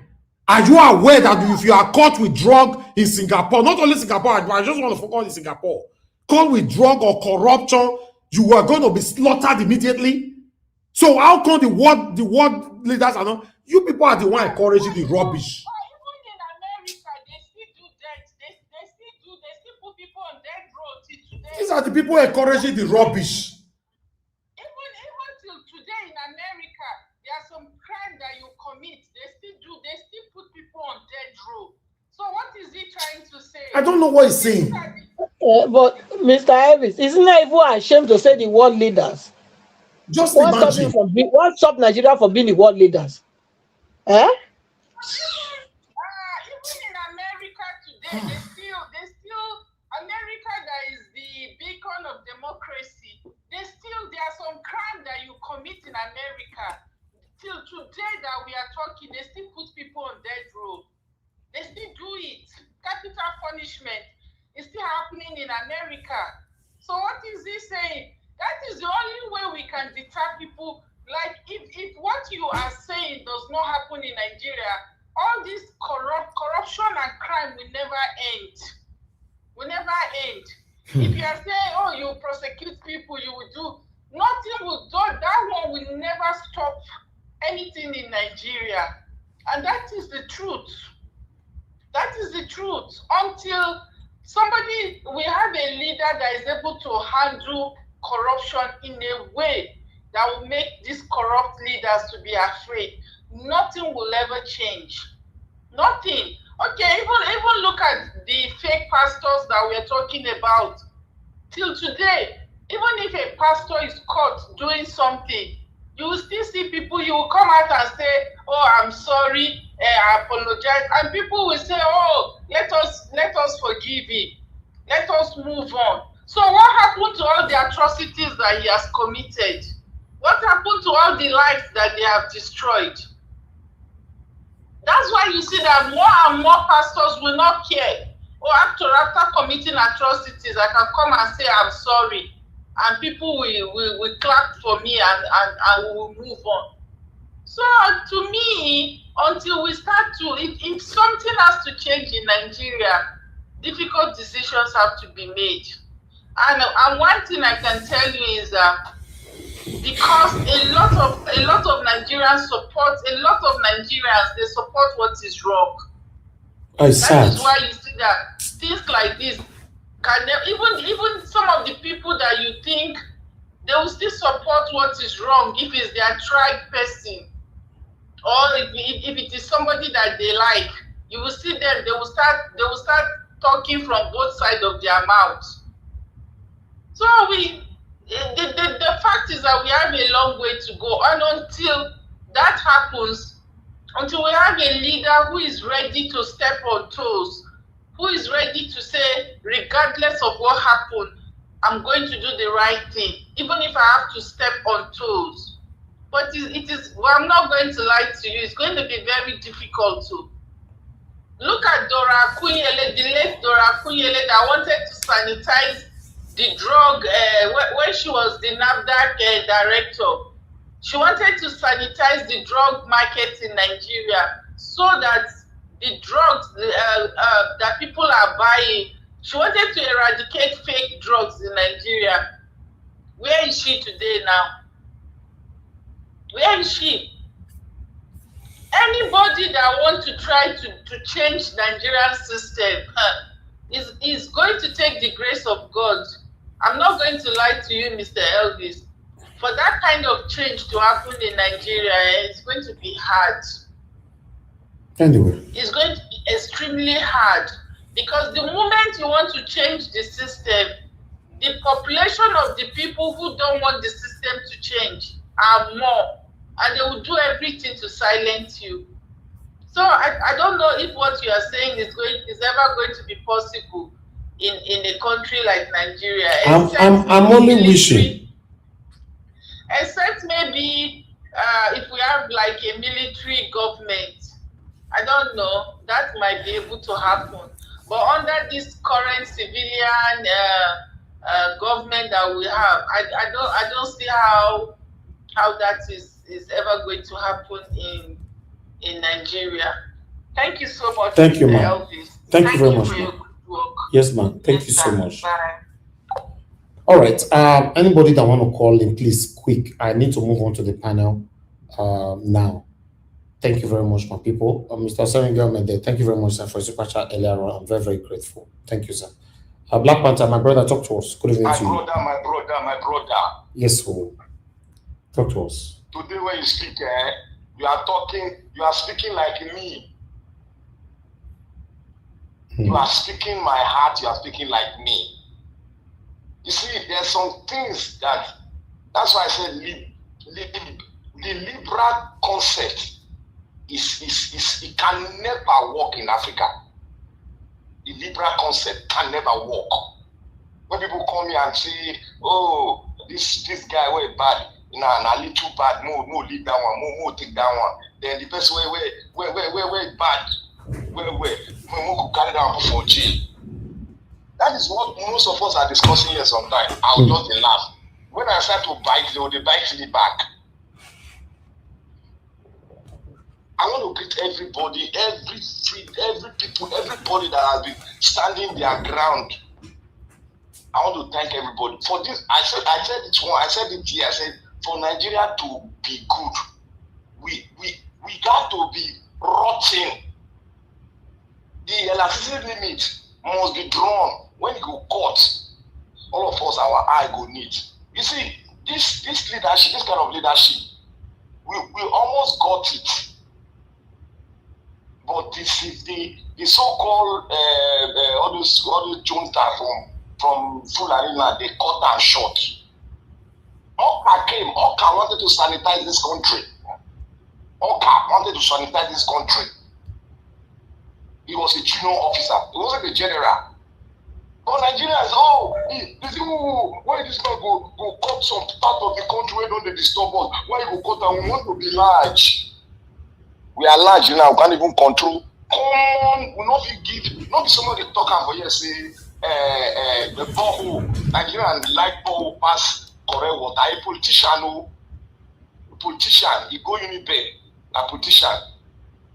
So everybody look the concept of if you steal, you buy them. It's in more than 10 countries. It's even in America here. 4th degree murder where you they go. Parole, you they go straight. For Texas, you buy somebody, you they go. You don't get any choice, you do go, to put you for room. When you your turn up, which one you want, hanging on by injection. You go shoot now. But Nigerians will say, oh no, we will forgive him. He go, God will forgive him. Only God. Where you travel go, now God died to that place. Not be human being, a spirit to him. You see, the Nigerians that we have now, they never ready. Make this position continue to deal with us. So when I like tribe, when I like nepotism, when I like favoritism, when I like my brother pass in our country. Make this position deal with us. When we are talking about fix the electoral law, some people don't say we have a law. Nigeria have many law. Which many law? Who told you? All right. They come here on Nigeria. They come here on place. So Nigeria have many law. We don't need to follow. We don't need to change the electoral law. Let us continue. Thank you. Because it is impossible. Thank you, my Thank you, Nigeria, for speaking very tough. I love it. And you should have added this one. Make them include their wife for the team. Their wife.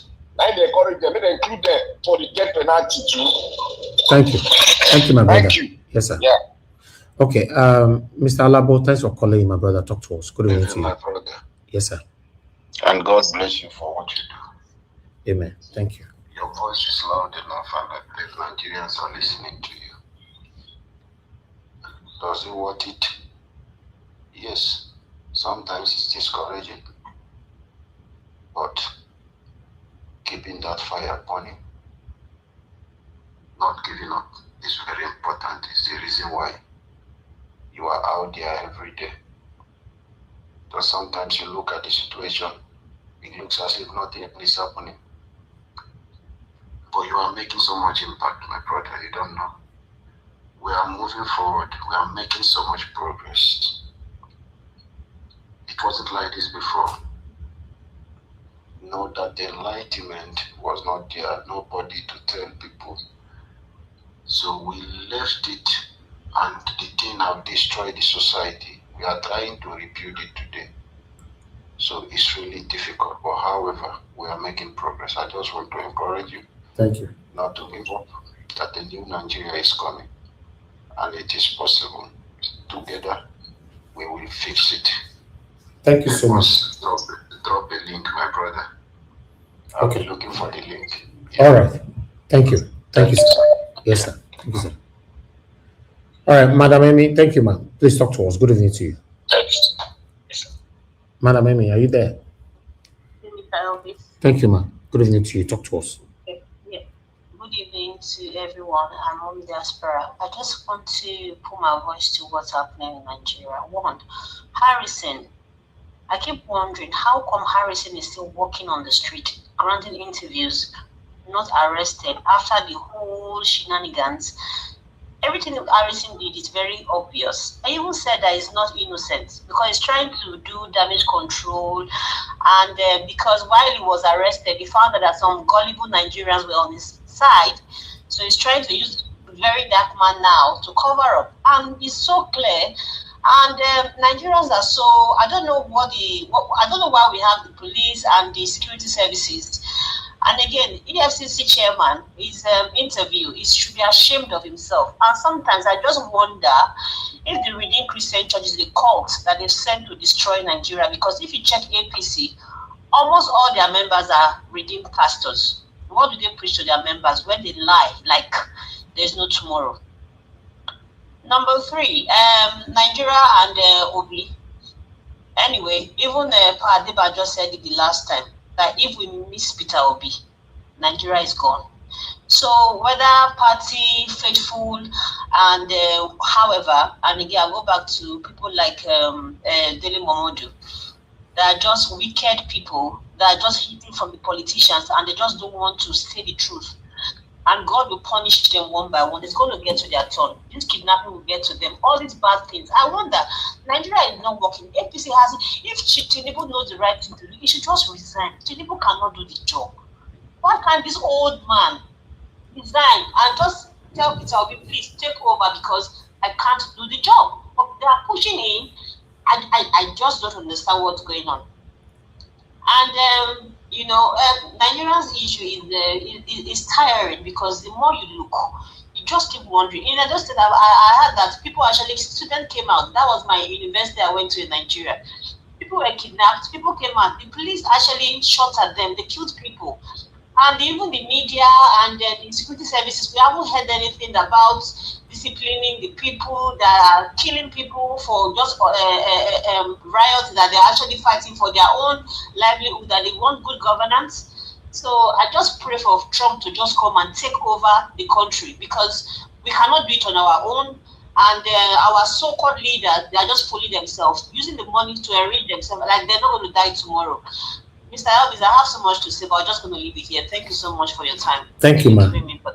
Thank you very much, ma'am. Thank you. Okay, I think I'm done with callers now. And I know so for now, not fear engage me now. Once they do the talk, I know we'll get that time again at all. Because most times when we are talking here, I'm doing something else. So if you don't call in now, you can't call in later. Mr. Joseph Oji, thank you, sir. Good evening to you. Please talk to us. Hello, Mr. Elvis. Yes, sir. I greet you. Thank you, sir. Yeah. Mr. Alaba, when say we make progress, I don't know where you get that. Where the progress when you say we make? Oh, there's no progress. Mr. Elvis, the situation is terrible. It's really terrible. The only thing, the only good news I would say is the oil is coming down. The PMS is coming down. They say it's about 700 something naira today in Lagos. 700 something naira. That's the only thing I would say that the transporters are happy about because I phoned the transporter. How much is petrol per liter? They say it's about 753 or is it 55 or 53? How much was it before? I think it's gradually coming down from 900 to 800 and something gradually, but today it has come to that 700 and something, 750 something. It has always been 700 something since last year May till now. But the driver who I told, he said it's coming down gradually. Because I phoned him while he was even driving. He picked up the phone. I was even telling him, when you know you drive, why you pick the phone? He said, because he see my number. So, okay. So that's what I just casually, because I saw it in Arise News this morning. Yeah, like giving themselves accolade that everything is coming down. That was why I called just to confirm in Nigeria. About what you were saying about someone to come and rescue, all the things you were saying. I mean, I'm not sure that Mr. Peter Obi is on that kind of person. You know, if you remember his story, what he said, the analysis he was making as a trader, he said you cannot leave your stall. He can't leave his stall and be chasing the thief who came to steal his product. Rather, he will leave it for the authorities. That means he's telling us that he will leave everything for EFCC and the other body to handle these people who will all the corruption. And he was just going to allow the law to take its course. That's the kind of person he is. He will not. He's not the one who will be looking for people who are dead and died and anything now. He will leave everything to happen legally, EFCC to work normally, and then do whatever. Even where they have gone wrong and they have found wanting, he will just allow it to stay. That's the way that's the kind of person he is. That's all. If we are expecting anybody to come and be a dictator now, Peter Obi is not a dictator. He's just going to follow the normal route, the normal, legal route. That's the way he operates. He will not do anything. My fear is just that this ADC, because here's a man who wants to stop his chop like that video you played. about those weak cases, that senator man in River State. My fear is that here is a man who is going to stop all those things. You think this will allow them? Even if we remember, Amechi came second to Tinubu in 2022. That means he must have spent a lot of money. So Amechi too is coming to spend money in that primary. And there are other people, even in APC, who probably will phone Amechi to stop Obi from getting the tickets. This is why I'm praying for consensus candidates. I just hope they will come to consensus and arrive at Mr. P2P of taking the ticket. All right, thank you. That's all I'm praying. Yeah, thank you. Thank you, sir. Thank you very much, Mr. Joseph. Yeah, thank you. Thanks. Okay, callers, I'm done. God bless every one of you right there. Help us to press on the like and help us to share. Madam Patricia, thank you very much, ma, for your long wait. I'd like you to talk to us. I'm going to monitor everybody's time today, just 8 minutes, everybody. So we will round up from there. Madam Patricia, talk to us, ma'am. Thank you, ma'am. Good evening, Mr. Elvis. I don't sleep, wake up. Yes, ma'am. Baba. Today, I'll just quickly um, talk to everybody. Good morning, diaspora. Good morning to Nigerians. Wherever you are, good morning, good afternoon, good evening. Please like and share. Very, very important. And also hit the dollar side. I say, if not that kind leader when you the talk that we want, I be say we're not supposed to just hope for anything because nobody did there. They near that place at all as we stand, as we speak. Because personally, you know, if it say he go call them, he go prosecute them. Now when now if a friend come there for there, a friend, now how you think say this one, any Obi go fit say na so. You know fit now. People when they go in their party, they crawl, follow floor, they my senior brother, my this, my that. Now look, we never that person never come. We will just tell ourselves the truth. He never come. So we thank God for everything. God good one. Nigeria not be country, that one I sure. You know, not the country. The other day, one man they come this platform, I think was a fine shit. Yes, he was talking about how that he say he cannot go against the Yoruba man. You know, look, we dey deceive ourselves. Nobody, nobody dey honor or respect this name called Nigeria, even within Nigerians. Our ex-governor na dey talk o. As long as Tinubu na from southwest, he cannot go, he cannot do anything. He had to support him. Nigerians, people that this deception of Nigeria, where they call Nigerians so. People in that space, they not even know, they not even want the Nigerian safe. They not want them. What they recognize in their heart, in their deepest inner being, inner recesses of their heart, is their tribe. And their tribe now they know. They don't know this Nigeria. They don't know Nigeria. As long as we keep deceiving ourselves, say we one nation, so we go to deceive ourselves until everybody will go. Another one will call them, continue to deceive themselves. And so it just be. And so I see, I mean, nothing they change. They change. Yesterday, yesterday actually I had to leave because I had something doing. But I really wanted to contribute to the death, the loss of Nauna the Kanu, I mean, I can't know Una the color of she mama, she, wait a minute, she my mom, what they call her. Yeah, I want to commiserate with her. She mama, I want to commiserate with her and her family and her husband for the loss of their 21-month-old baby. So sad. So sad. You know, Mr. Elvis, this could have happened to me in Nigeria with my son. The only picking when I get for my life. They for kill am for my life for Nigeria. If not be say, if not that I know a little of everything in life. That's why I say, no matter how educated you are, know a bit of everything. Know a bit of everything. A bit. And not mean you go to study, because when I say a bit, it means that you not go uni, you not go high institution to go learn now, but you've been studying books, documentary, to know different things, how things supposed to be. Because I heard that my mother was she was there, but she left it to them, thinking that they know what they are doing. My son would have been killed right in my presence, if not because I have a knowledge of a bit of everything. There was one time, one of my friends, family friends, I was going to Nigeria, gave me something to go and give his parents in Nigeria. I went there with my son, and my son was about 12 years.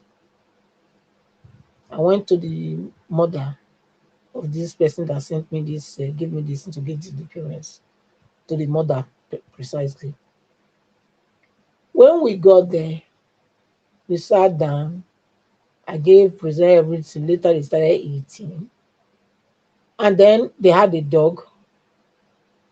And it was their custom to, I don't know, I think so, because otherwise I don't see any reason why what happened. So then they were eating. Then my son said, no, he doesn't want to, he wants to take chips that was in the car. Doesn't want to eat any of these things. So I not throw the key. He was going to go. So somebody to go to the diners, let me throw the key to him. So he can just go and get my car key. So he can go and get what he want to get from the car. Now, so their dog attacked my son. Their dog attacked my son. And there was cows everywhere. We had to rush my son to a hospital, to a clinic or whatever. And then, because being panicked, I don't know whether this dog had rabies or whatever. I think why the dog did that is, I believe, is because when they are eating, they normally throw the dog bone or whatever. So as I throw my pikin that key, maybe he thought it was the bone they don't want to throw. They gave him that my son was trying to drag with him. That's why he attacked my pikin. So now we reach there. They never do any test. They say they won't give my pikin rabies injection. You dey hear, Mr. Elvis? Now I say, rabies injection. I say, okay. How? So because I say the dog get rabies, I don't know. They say. Then I dey look and I come dey ask questions. Say, okay, so when you won't give am this injection, when you won't forgive am, where you say where they for the give the person injection again? Not before bottles. Now I say, hey, doctor, not be my pikin you go kill, oh. Not my pikin you go kill. You go find another person you won't kill. That's why they come up for there. Oh. Thank God I have the knowledge that rabies injection is normally given in the underbelly. Below your tummy, like insulin. And then they give rabies injection if you suspect the dog has a rabies and he bites somebody. You can imagine the thing where they're supposed to give us for underbelly, go put down for the boy this thing before you know the pickings was supposed to the foam now. Before you know, they say he's dead. That's if we just happen. Now so, Mr. Elvis, so it's good to have a little knowledge of everything. It's very, very, it will save you. It will help you. Because I cannot imagine say I will be in that hospital. When picking where the carry come with oxygen, you can't remove oxygen come from a man, the carry with your shoulder, they carry to go where. Now me and that anesthetic, now me and I go first die there. I don't even to be honest, it's very important. Nobody make we know the form go for that Nigeria. Nigeria don't be waiting person take Toko eye till they follow. Now madness they follow Nigeria. Now madness, you must be mad yourself to deal with Nigeria. That conception called Nigeria. If you dey play normal human being, where you dey Nigeria? Like they say you will be meat atita. Like you go be, or your pikin go be. That's it just be. So I feel sorry, honestly. I'm so saddened, but at the same time, I'm saying to myself, it's good that to share this my own story so that other people can learn from it. Imagine the other man that came and said how his wife died. You already knew inside you that this man doesn't know what he's doing. Right in your presence, they were cutting eye to, they were communicating with eye to eye. And you could not hold the senior doctor. Say you go nowhere. You go nowhere. If my wife died, now me and you go back for this place. You could not do it. You were there. You saw all the games they were playing. You kept quiet. You thought they knew what they were doing. Look, now who go be victim? Now go be victim. Now go be victim. Be victim. Me, I cannot stand observing you. Say you don't know what you do.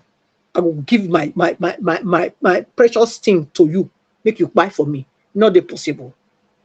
I will let you know. Say if that person buy, make you know. Say that there, me and you go for one. Now one or the other. Either you. So now so it all reach Mr. Ivis. I will leave on here. It's a shame that Nigerians don't speak where they're supposed to speak. They don't speak out. That's the problem. Thank you. Thank you, Madam Patricia. Thanks for your submission. I appreciate you. Yes, that's where we find ourselves. Well, let's hear from Madam Rita. Madam Rita, are you there? Good evening to you, and talk to us. Yes, Mr. Elvis, I'm here. Happy Monday. Thank you, ma'am. I'm here. Good evening to you. Good evening, sir. Greetings to my lovely mommy, Lamehi mommy, and I'm greeting everybody in the panelists as well. Madam Patricia, I hear your voice. I'm suspecting Peace Alabo is there. I cannot see the other people who are there or the other person, but happy Monday, and greetings to my people in the comment section. Vitus Kwebelem, Divine Cross, Debzi Aboazi, Johnson Emmanuel. I'm still waiting for you. 2026. You should be on this panel. Mr. Isaac Dot, Timmy Ndibe, or has Tessie, Gabriel Agbontine, Discussion Channel TV, God's Grace 4. Yeah, everyone, I'm sorry if I miss your name. I'm just going by what I see. Anyway, Peggy Modi as well, and of course my sister Eugenia. Where is Madam Irene Finest? Where are all our people? I hope you guys are not waiting for election time. Oh, please. Desmond, I'm greeting you. Love Maduka as well. Greetings to you all. I'm Black Panther. You should be here. I don't know why you are calling, but yes, greetings to the people that called, Mr. Joseph Orji and sorry, I keep forgetting her name, Madam, the lady who called our champion caller, forgetting her, and then the other lady who called. Madam Deborah, Madam Amy. Yes, Madam Deborah. Yes, I'm Madam Amy. Okay, greetings everybody. I know they're saying, why is she greeting? You should start talking. Listen. Yeah, the next 3 minutes for your minutes. Regardless of our pain, regardless of what we are going through, we still have to smile because we are alive and we have an opportunity to be alive. So that's why, I just like to bring the little tone down the tension that's going on and the pain. However, it's not dismissed, and I'm not taking advantage of that fact. I'm not taking advantage of the fact that these things are happening, and I'm just like trying to make everywhere merry and nice. because in reality, everywhere is really not merry and nice in Nigeria. I don't know where to start from, but Mr. Elvis, I don't know, when you were vituperating earlier on, and yeah, that reminds me, where's Mr. Alex? Mr. Alex, where are you? Anyway, sorry, the names are just coming into my head. Madam Busy Brain as well. Yeah, when you were talking, you know, I could sense frustration of the system that you are feeling, Mr. Elvis. You're still in Nigeria. I don't know how you're doing it, but man, God bless you, sir. God bless you. I could sense frustration, and that's why you became very, well, the people who don't like to hear you speak would say you became too vicious and too raw, especially when you talked about, you know, you personalized it about what needs to be done, you know, in Nigeria. And, you know, there's one thing that's very poignant with you, Mr. Elvis, is you always talk about, if anybody on the surface of this earth, anybody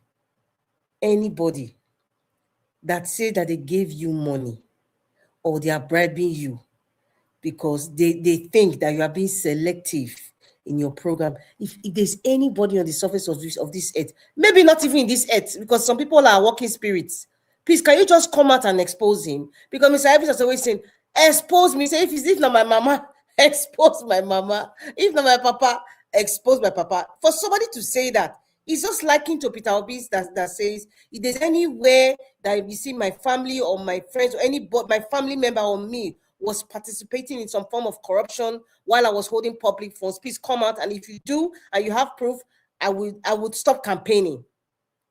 See, that is the litmus test. That is the camel that we break.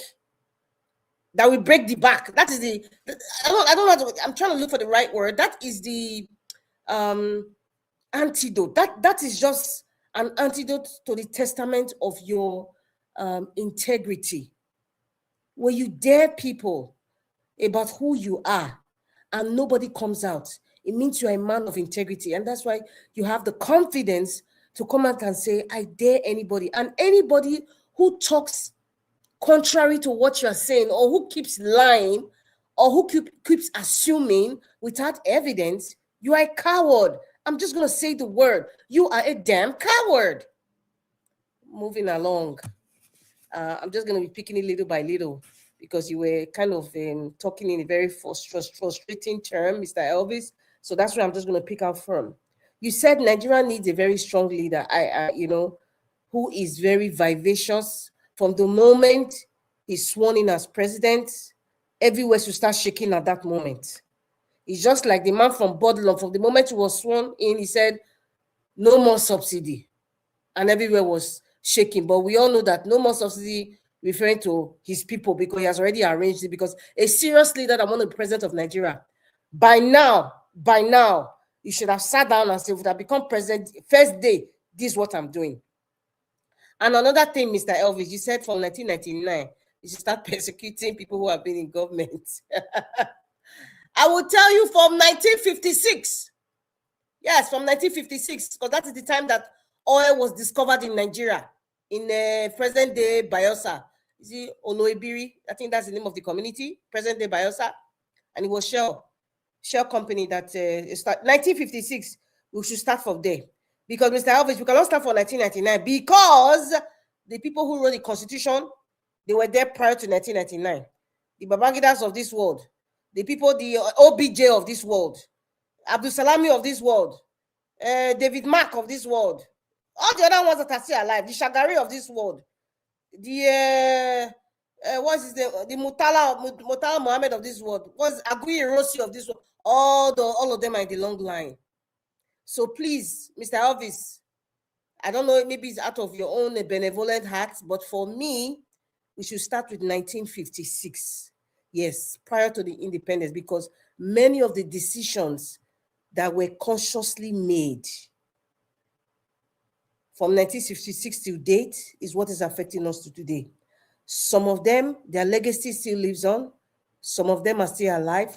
Some of them are still in the government. Some of them, their children, grandchildren, and great-grandchildren are still in the government.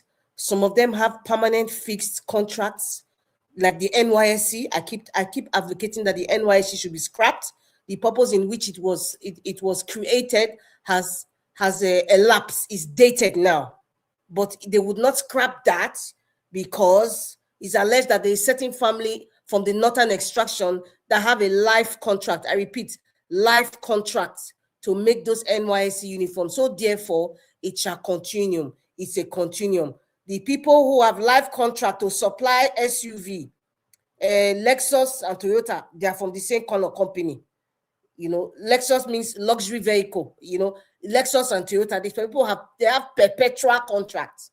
Perpetual means forever. That anytime we have a new National Assembly, you know, it's not really Toyota per se. There are people who have perpetual contracts, you know, to get this vehicle that we do not need, that is not even necessary with the way the country is. It's not necessary. But so those are these things were etched in stone. They were etched prior to 1999, Mr. Elvis. So that's why I'm saying we are going to start. We should start from 1956, state by state. Or if it was region then or whatever, we should start from there. From 1956 to date, they're all involved. They have their boys that are involved. Tinubu has his boys now. In the next 50 years, his boys, if they are still existing, part of the complete decimation of Nigeria. So are you not going to say, prior to 50 years, that's Tinubu's time now, we are going to cut it off? Let us start from after Tinubu. Those were his legacy, the boys he left behind. Those are the ones that we used to make our judgment. No, we'll start from the top. I am proposing from 1956. Maybe somebody will say maybe from the 1914. Maybe some people want to start that, but I'm starting from 1956 because when oil entered Nigeria, the game changed. It wasn't even about rubber anymore. It wasn't about granite. It was about oil. It was about oil, and every goddamn thing changed in Nigeria. Then moving along, Nigeria needs a benevolent dictator. I have said it before, and I was just smiling. I was gloating when Mr. Elvis was just talking and just like passionately talking. Nigeria needs a strong guy, Nigeria needs a benevolent dictator. People didn't like me using the word dictator because it doesn't sound, your mind goes to Idi Amin, or you go to, someone like a Hitler. But I'm saying Nigeria needs a benevolent dictator. I'm going to break it down. Somebody who is benevolent to the citizens, yes, but somebody who is a dictator to the people who have destroyed Nigeria, yes. Peter Obi said, I would not go after people who have corrupted the system. And he made reference, I remember that video, he made reference to former President of the United States, George Bush Jr., who said it's a waste of time to go after people, who have been assumed to be corrupt, because you're going to waste time and resources that you will have used for the betterment of the country. So he kind of made reference to that. But however, Peter Obi also said, just in case some people forgot, that the kind of system I will build, I would not need to start persecuting them. The system will automatically start persecuting them. The system will automatically start dealing with all the loopholes. Yes, that's what Peter Obi said. So you can see Peter Obi has said what he wants to say, whether he's pretending or not. But however, for him to say that, he has told you how he's going to walk around it. Yes, he has told you how he's going to walk around it. It's easy to say subsidy is over, but the man from Bodilon didn't tell us how he was going to walk around it. The monies that you are now claiming to save from these people who are lying, that they are giving, that they are actually subsidizing the fuel and all that. Where's all the money? Peter Obi has asked, like, where's all the money that you're saving? Nothing is coming. But Peter Obi gave an option that the system he's going to create, these corrupt people, they will succumb to it and they will be exposed. It doesn't necessarily have to go through them. But for me, I prefer if he does it the double whammy. Go after them through the law, and also create a system that will flush them out. Like they say, trace the dollar. That's why the United States can trace criminals all over the world, because they trail their dollar, is their money. They can trace wherever their money is going to. That's why they say track the dollar. And I think Euro and NATO forces, they can also try to say, okay, let us track the euro. Britain will say, okay, let us track the pound sterling. But the almighty America, dollar is one of their power in which they catch corrupt people, because they trace the dollar. If you are in Europe and you convert to dollar, you want to buy something in other countries, usually in United States, US dollars. So it's easy for them to track anybody, but they're selective in their tracking because it's America first. Now moving along to, yes, what's the name of the man, the EFCC boss? Whatever his name is, I really don't care what his name is, but I will tell Nigerians, this is what I have to say about it, Mr. Elvis. Margarita, you have 1 minute left. Thank you very much. Believe redeemed pastors at your own risk. 2, believe a redeemed pastor who is in any political position in Nigeria at your own risk. Believe the EFCC at your own risk.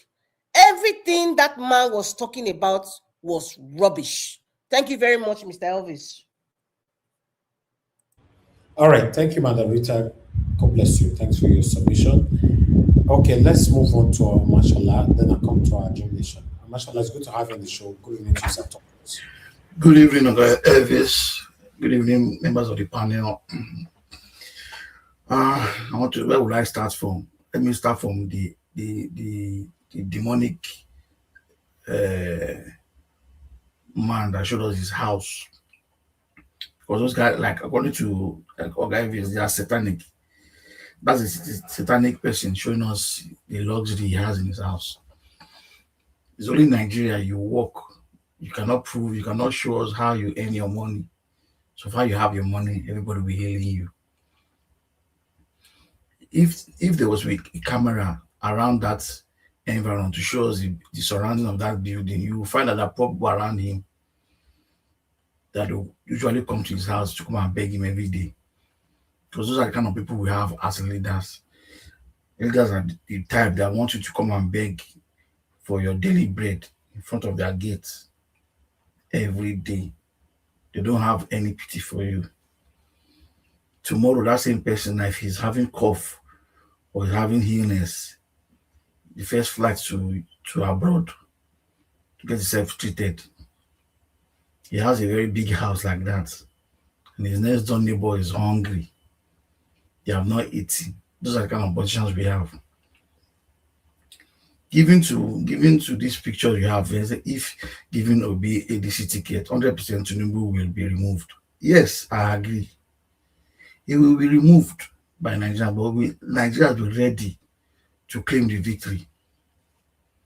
Because Tinubu never won 2023 election. He never won it. And he opened up to say he knows that we didn't vote for him, but he is here now. So I believe this, if Obi is given this ticket, he will win the election 100%. But the problem is, will Nigerians be ready to defend their victory? Nobody that has brain will vote for APC. Nobody will vote for APC again. Watch a video today. Being in Edo State, crisis in Edo State, all because of insecurity. And the governor is nowhere to be found. He's not saying anything. He's not his business. His business is he will win the election for Tinubu. The people in Edo State, they didn't vote. That's why they didn't put you. They didn't vote for you, but you are there. You're not going to be the one to determine who's going to be the president, even though you're a governor. And that's the reason why all the governors are shifting camp to APC. APC that has failed. It's only in Nigeria you see somebody has failed and you are going to join somebody that has a failure. Failure is not the right thing. Somebody has failed. Something that is not good. That is what we turn it to be good. The government is not working. Insecurity everywhere. This is 12th of January. We don't know where the president is. Nigerian president is nowhere to be found. There's nowhere. Nobody knows where he is. The vice president, how do I call him? Either he's going to be a figurehead person that is there. President left the country. He didn't hand over to the vice president. There's a crisis in the country today now. Who will you call? You will call Tinubu that is not in the country, or you call Shetima, or is here Ababi you will call? The country is just, it's really balabru. The country is balabru, according to the president. It's balabru, blue black. That's the kind of place we are running. Healthcare, zero. Transportation, zero. Somebody is saying that the fall is coming down. Who told it's coming down? They've gone to Arise to announce that it's coming down, just to let people know that they are working. They're not doing anything. For Tinubu, you just resign and just get out of the place. I have a very strong feeling that before the end of this month, something strange will happen in Nigeria. Something strange should happen. Something strange. If there's a way, we'll not do election. Let it happen. If there's a way we can get all these criminals away, let it just happen. You go to a politician's house, that one is showing us his house. They are videoing it. Wiki is happy, he's smiling. They are rolling their hands, and people are suffering. They are showing us your affluence. If tomorrow it happens now, everybody goes mad. Politicians will all run. They will all run. If tomorrow it happens that the place is on fire, they will all leave the country. You will not see anyone, because they don't care. They don't care. They don't give a damn about you. When they are sharing money, they all smile. There's nothing like Yoruba, Igbo, Hausa. The president in question has done something terrible already. Nobody is saying anything. It is a footballer that they want to impeach. The one the president did is not much impeachable offense. Your tax law, the Senate signed something. If I agreed on a particular thing, it gets to your office, you changed it, and now you are hiding the original tax bill. Is that not criminal? That's a crime on its own. Nigerian senators are keeping quiet because it's Tinubu. On his mandate, we shall die. They shall die, not we. They shall die. A man has committed an offense, impeachable offense. Akpabi is not saying anything because they are all in the same shoes. 2026 is here. As much as all of them are all praying, because I know they are all fooling themselves by praying and doing 21 days fasting. EFCC, your chairman is a pastor, one of the demonic pastors. Elabelo stole money. You have evidence, you have everything. Suddenly, the man is free because he wants to contest for elections. Suddenly, the man is now free. He has no case because he's an APC. And then you are sitting down talking to Nigerians or talking to yourself.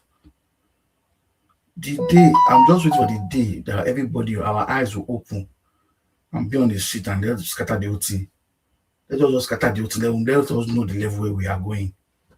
Somebody has stolen, you won't arrest him. They will leave him. You will see billboard to contest for election.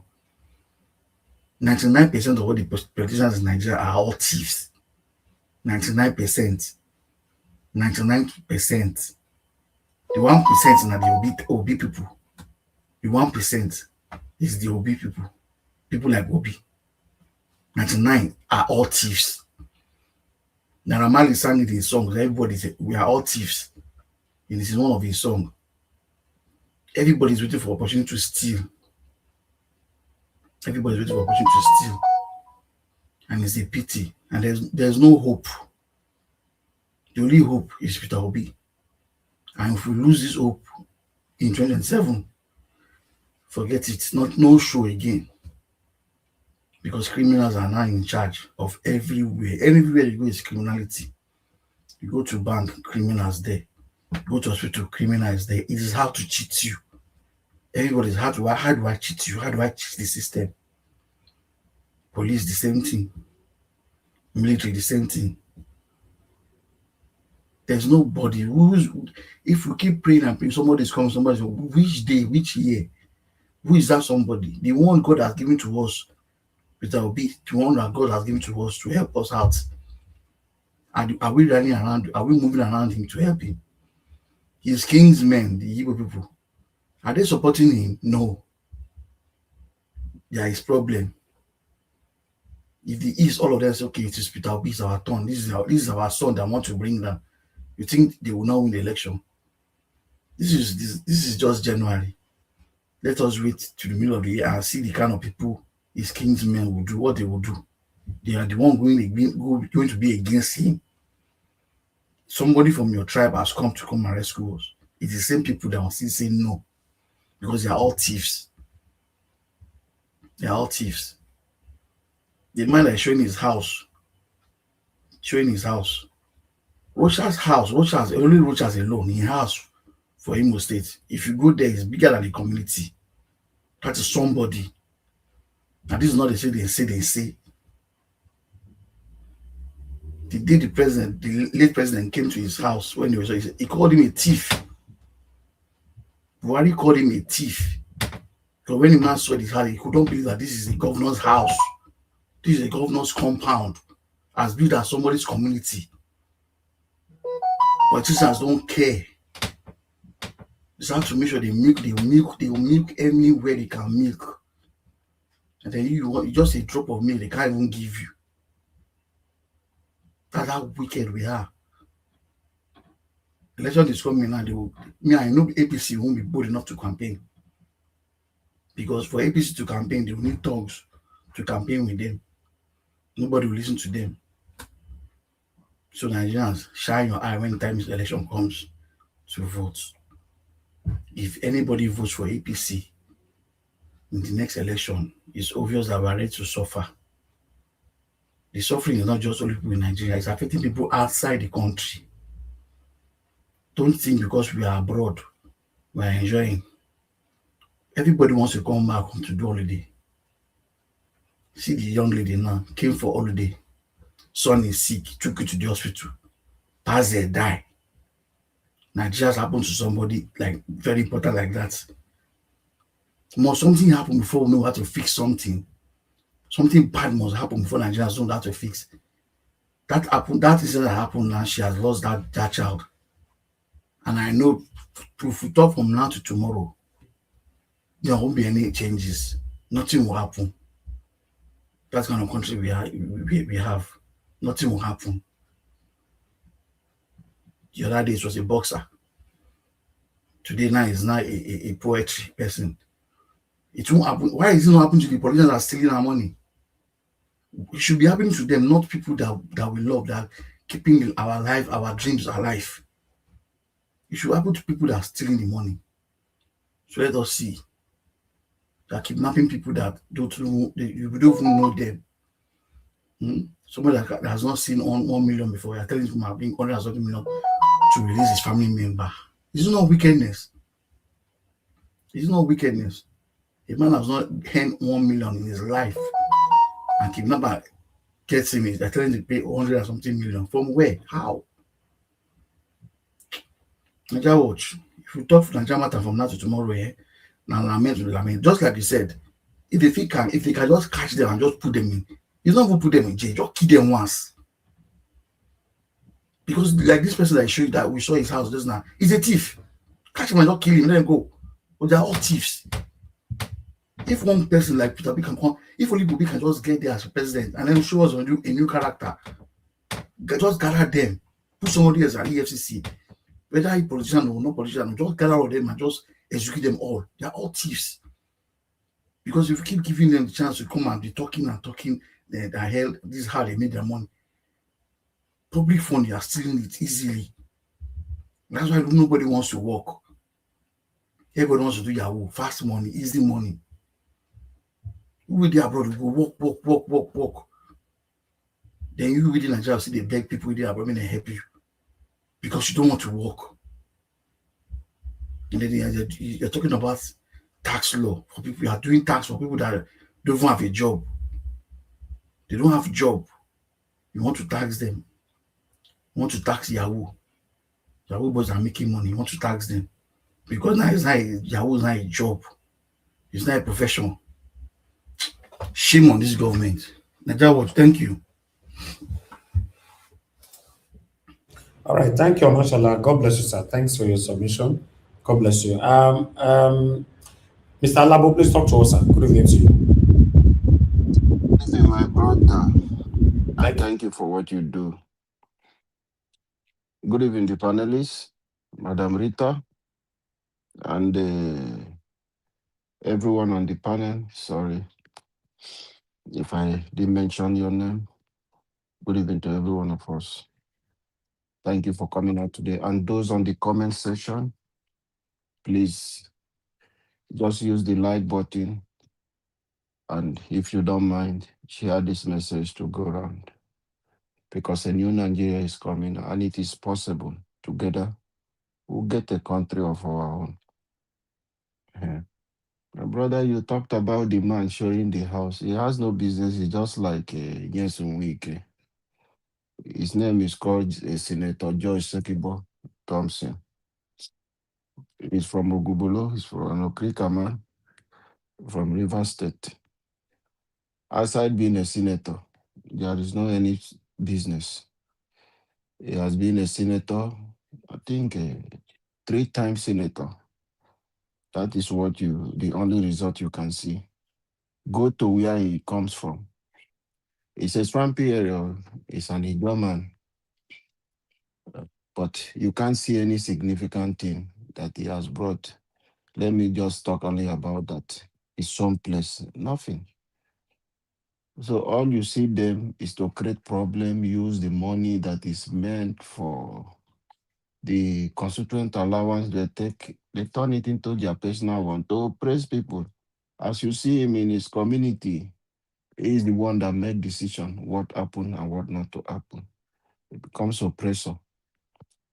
So you can see him, he's working with Wike. He's the one under Wike today that have come to insult the Ijo Eda, divide the INC since onset. We have never seen a confusion in Ijo, but since Wike started this problem, these people divided the Ijo INC. He's the one leading their own criminal group aside the original one because of greed. But we know whatever a man sows in life, you can see his tummy, as big as his tummy is. I don't know if Mr. Elvis can show. He's struggling to walk. It's not health, or it's not good health, it's not evidence of good living. It's medical condition. He's pregnant, and that pregnancy will remain forever. And it's part of the thing that will take them to jail. It's corruption that you see that is all over that tummy, that is struggling to work with. That is how it is.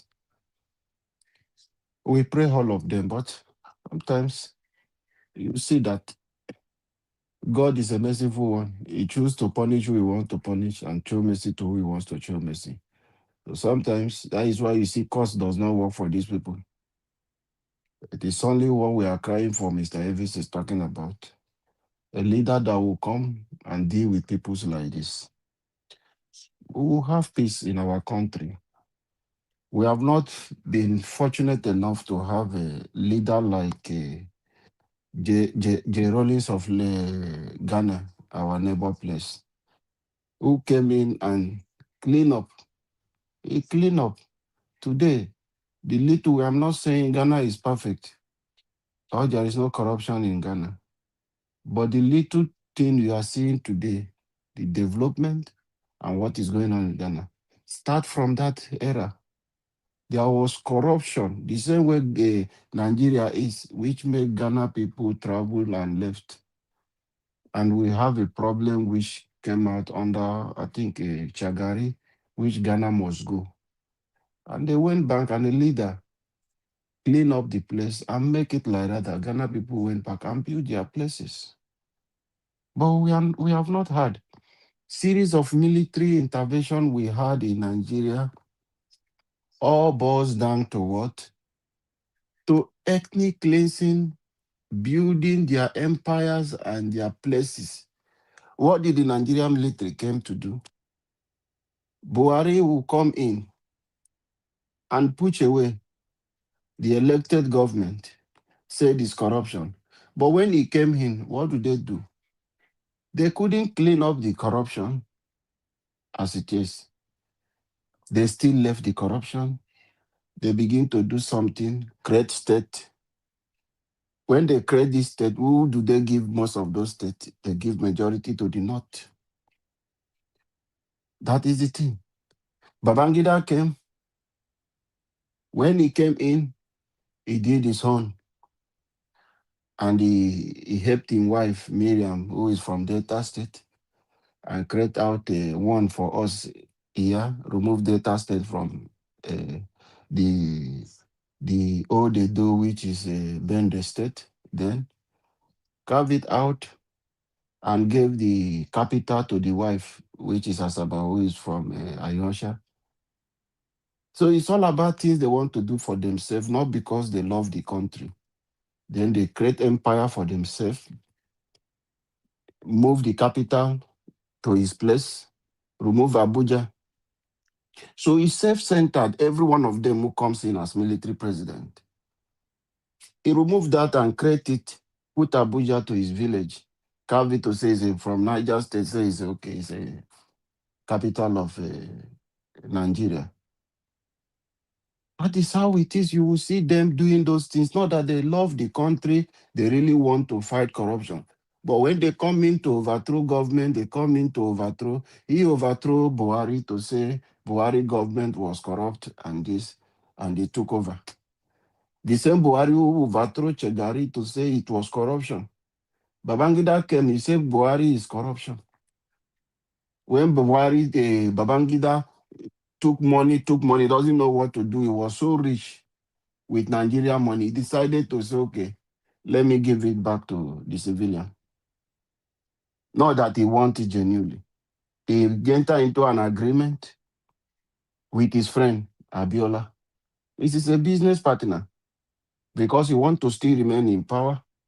But however, because of he knows the business he did with his military people, he see that one as a better opportunity that will be okay for him. He say, just to save his life, he annulled the June 12 election and brought in who? Ernest Sheniko. Brought in Ernest Sheniko to continue. He's still the one in charge of Nigeria, which is Babangida. Abacha said, okay. He entered agreement with Babangida, pretend as if we don't know. And Abacha took over the government. Abacha still money. And to an extent, the children will come to say, no matter how you take the money of father, we will be richer than a lot of people. Till today, Abacha loot is still coming back to Nigeria, then the politicians are looting it again. So they were not even fighting corruption. Abacha finished, we don't know what happened, they say he ate apple. And he went, he kicked the bucket. Abdul Salam came, he took his own within the period he came in when Abacha left, if I'm not mistaken, 1996 or 1997, Abacha left, if I'm not mistaken. Abdul Salam took over within that 2 years. Even they are alleged, they say his girlfriends, he built them estate. He took his own, within that just period, he became so rich. and he decided to say, okay, let me return power to civilian. He went to draft a constitution and adjust everything that is life, all the mining business and every one other things to himself, insert it into the constitution of what it will benefit and how it will benefit certain region, and design it. Obasanjo was sworn into office. It was agreement with them. They said, okay, since it happened to Abiola, how are we going to do? Abiola is from the southwest. So instead of us, because there was a man who was like Peter Obi, which is a, may his soul rest in peace, our Alex Kweme. He was a very transparent man. He was just like Peter Obi. Then, very educated, intelligent man. He was advised to, I think, is it Chenwu Chagari? I think so, yeah. He was the one warming up to be the presidential candidate for PDP. He built the party from the scratch. And these military people came in and said, oh, we have to compensate the Southwest because of the June 12 election. We are not, okay, let's give it back to the Southwest. And who do they trust to do the business with? They went and brought Obasanjo from the prison, who understand their language, to continue with the system, the established system. The established system is not for the betterment of Nigeria, but the corrupt system to continue. And that was how Obasanjo became president. They imposed him on Nigeria. Nobody, I grew up and I witnessed it. From 1999 under Obasanjo, nothing like election is result writing. You thumbprint anything you want to thumbprint from the ballot. There was even election will be going in. Professor Morris who announced election has not ended. He has already announced the winner. That was how it was operated under Obasanjo. They continued that system. There was nothing put in place for Nigeria people. Electricity fraud of how many billion is under Obasanjo. The oil block allocation to the military retirement and all those ones to compensate friends, give it back to the north. Me from the Niger Delta and the German from my place with the oil is in front of my house. I don't know who owned the oil well, but they are from north coming in. They don't even know the location where the oil well is. They are taking those things away. That is the system we have, bringing it down to this era where we are today. So they were never ready to fight any corruption. It was a system put in place to loot the resources of Nigeria. We have the opportunity now. We have seen Peter Obi, which have shown that is a light coming to clean those mess. It is left for you. You saw the person who is there. He sees the system. It's not going to change. The elite are benefiting from him. They will want him to continue there. But All it right, is only you, Nigeria, who is suffering. Half the decision is left for you. Thank you, Mr. Elvis. God thank bless you. you. I'm sorry for taking much time. I just needed to break it down. Take us back to memory lane. Thank you, sir. It's okay. Thank you. Thank you, sir. Thank you. Abdul Malik, it's good to have you on the show. Good evening to you, sir. Talk to us. Let's have our final submission. Yeah, good evening once again, Mr. Elvis. Thank you, sir. Good evening, everybody in the panel. Good evening, Nigeria. I heard when you were speaking. You said the right thing. You say the problem of Nigeria is just because of the unity is the major problem. They have not united. Yeah, that is the cause of all those things that is happening in the country. Yeah, they are not united. They don't have unity. And when there is no unity, there is no peace. There is something you say. Somebody that will ring himself illegally, he cannot do the right thing. No, because the way you came is not legit. You can't do the right thing. And perhaps when you have that mind self to ring yourself into the office, probably you don't have good intention to work for the people. Yeah, that is the reason why you have that intention to ring the election. Yes. That is, first of all, that is a criminal attempt. A ringing Yeah, it's a criminal attempt. When you have good intention for the people, you cannot even dare to ring election. Let it be free and fair. When you ring yourself to the office, you cannot work for the people. No, you can't. Because you look at what is happening in Nigeria, that Tinubu told you that you know the way he came there, right? He bought Nigeria did not vote for him. And it is true. What we are seeing now, somebody, a old president, city president, you travel every 1 month, every month or every 2 months. What are you doing in outside country? Why can't France President Emmanuel Macron come to your country every month? You see, that is the reason why they are doing this, because they know that they brought themselves to the office. Nobody will hold them accountable. It's just because Nigerian people, they are not united. There is no unity. Look at what happened in Edo State. The protest that they had yesterday, I believe for yesterday, in Ekpoma. I heard that they arrested almost 52 people allegedly. They sent them to prison. Student, imagine. Somebody is protesting peacefully just because of insecurity. But Edo State government, they have the audacity to arrest protesters, to send them to prison. And people are kidnapped. People are in the bush almost how many months. They cannot go there to go and find kidnappers. You see, if how we the students, they are united. Both Uniben, Abusani University, Wichepoma, I would put they need to strike, and immediately they order for those students released, or they shut the school down.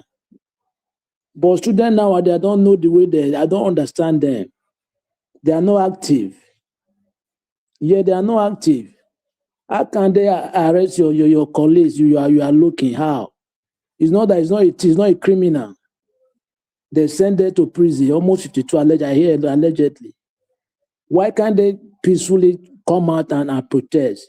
Or they will shut the school down with peacefully, not violent, all the state. But they can't do it because no unity. This one we feel like it's not concern me. I don't have, you see. We have a long way to go. Let this mindset. If this mindset we don't change it, we cannot move anywhere. Because most of them, they don't know how government work for the people. They don't know. That's why when you bring about anything about politics, what is happening in the country, they tell you they don't care, they don't have interest. Yeah, they don't have interest. Okay, who will help them now? Who will help? And they are the one that will help themselves. But they are not willing, they are not able to, they are not capable. Everybody is scaring, fearing. How many soldiers are they going to buy? Many? How many? Perhaps they are threatening you. It's not that they will do it. They will do it. They are not threatening you. If they want to test your mind. If you wish you will scare. That is what they are doing. You cannot send all those soldiers, all those police to bush to go and fight kidnappers. You are fighting protesters that they say insecurity is enough. After you are campaigning ahead of you are boasting you will give Tinubu 3.5 million vote. If kidnapper kidnap everybody in the state, who will vote this 3.5 million? Who will provide the vote? The vote? They don't know what they are doing. That they are sick. That's why Trump is very, very right. 100%. It's a disgraced country. Very disgraced. Not all aspects. How can a country don't have hospital? When I was small, there was a general hospital in Nigeria, very good and active. But today, no general hospital. There was water board, right? Water board, pump was running everywhere. No boil or water board, government water. But today, there is none. What are we saying? Is it not disgraced country? What is this disgrace? It's not that you don't have the money. You have everything to put those facilities right. Yeah, to fix them in an appropriate way. But because of your self-interest, your greediness, your evil mind. You cannot do it for your people. We are not going to live in this world forever. Just take a look. Your grandfather is dead. How many thousands of years is still there? How long are you going to live in this world? Yes, 120 years you have gone. You will be there many years. Nobody know what they are facing through. Yes. But the way I don't understand. Mr. Nigeria, well, thank you very much. All right, Abdul Malik, thank you, my brother. I appreciate you. God bless you. Okay, my people, we need to have our final submission now, so we can round up. Moderator, please, your final submission, 2 minutes. Thank you. Yes, thank you very much, Mr. Elvis, for today. And I just wanted to say that we should all be encouraged. We should all keep speaking, truth to power. Many of our legislators, obviously, we know that they don't know what they're doing. I just read just now in the Akwa Ibom State House of Assembly, they are putting death sentence for women who commit adultery. It's so laughable. It's so laughable. Like we don't know what we want. Now going to the National Assembly, those ones are just rubber stamp. But anyway, regardless of whatever we face, Nigerians should be ready to stand up and protect their votes. Peter Obi is not going to protect your votes. The man from Bodilon is going to use money and violence to protect his votes. The question to ask ourselves, how are we going to protect our votes 2027 if Peter Obi is on the ballot? Thank you very much, Mr. Elvis. Have a good night, everyone. Thank you, moderator. God bless you, man. Thank you. Mashallah, please, for 2 minutes, if you're there. Yeah, 2 minutes. Like Malaita said, Nigerians protect your vote. As much as we know that like I said, 99% of them are all criminals. So the criminals will not want the saints to come in. Like they say, we have to come into the mud. The mud it's really terrible in the mud. And the only one person that we can see that is playing with them in the mud is Peter Obi. So Nigerians rally around and support Peter Obi. Anywhere he goes, we go. We just pray. We pray that he gets the ticket for ADC. And if he gets the ADC ticket, I want to believe we all vote for ADC, and then he becomes the president. But I know, by the grace of God, it will only take a madman to repeat what they did in 2023, and they will think they will succeed in it. So Nigerians, when it's time for election and campaign, shine your eye. If they give you money, collect the money. It's your money, but vote the right person. Thank you, Niger Watch. All right, thank you. Campaign never start, but yes, we will need more of this when campaign does start. Mr. Alabo, we don't come back to you again. 2 minutes, please. Mr. Niger Watch, what I want to tell Nigerians, my brother, is for us to come out and defend our vote. That is what I've been saying. Yesterday, I saw the video you play, which is the thing I've been crying here. That spokesperson for Peter Obi, when he was interviewed, he talked about the same protection, and not just protecting, following it to the end.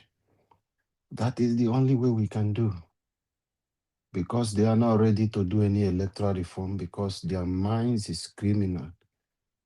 They don't think anything positive for Nigerians. So take your destiny into your hands.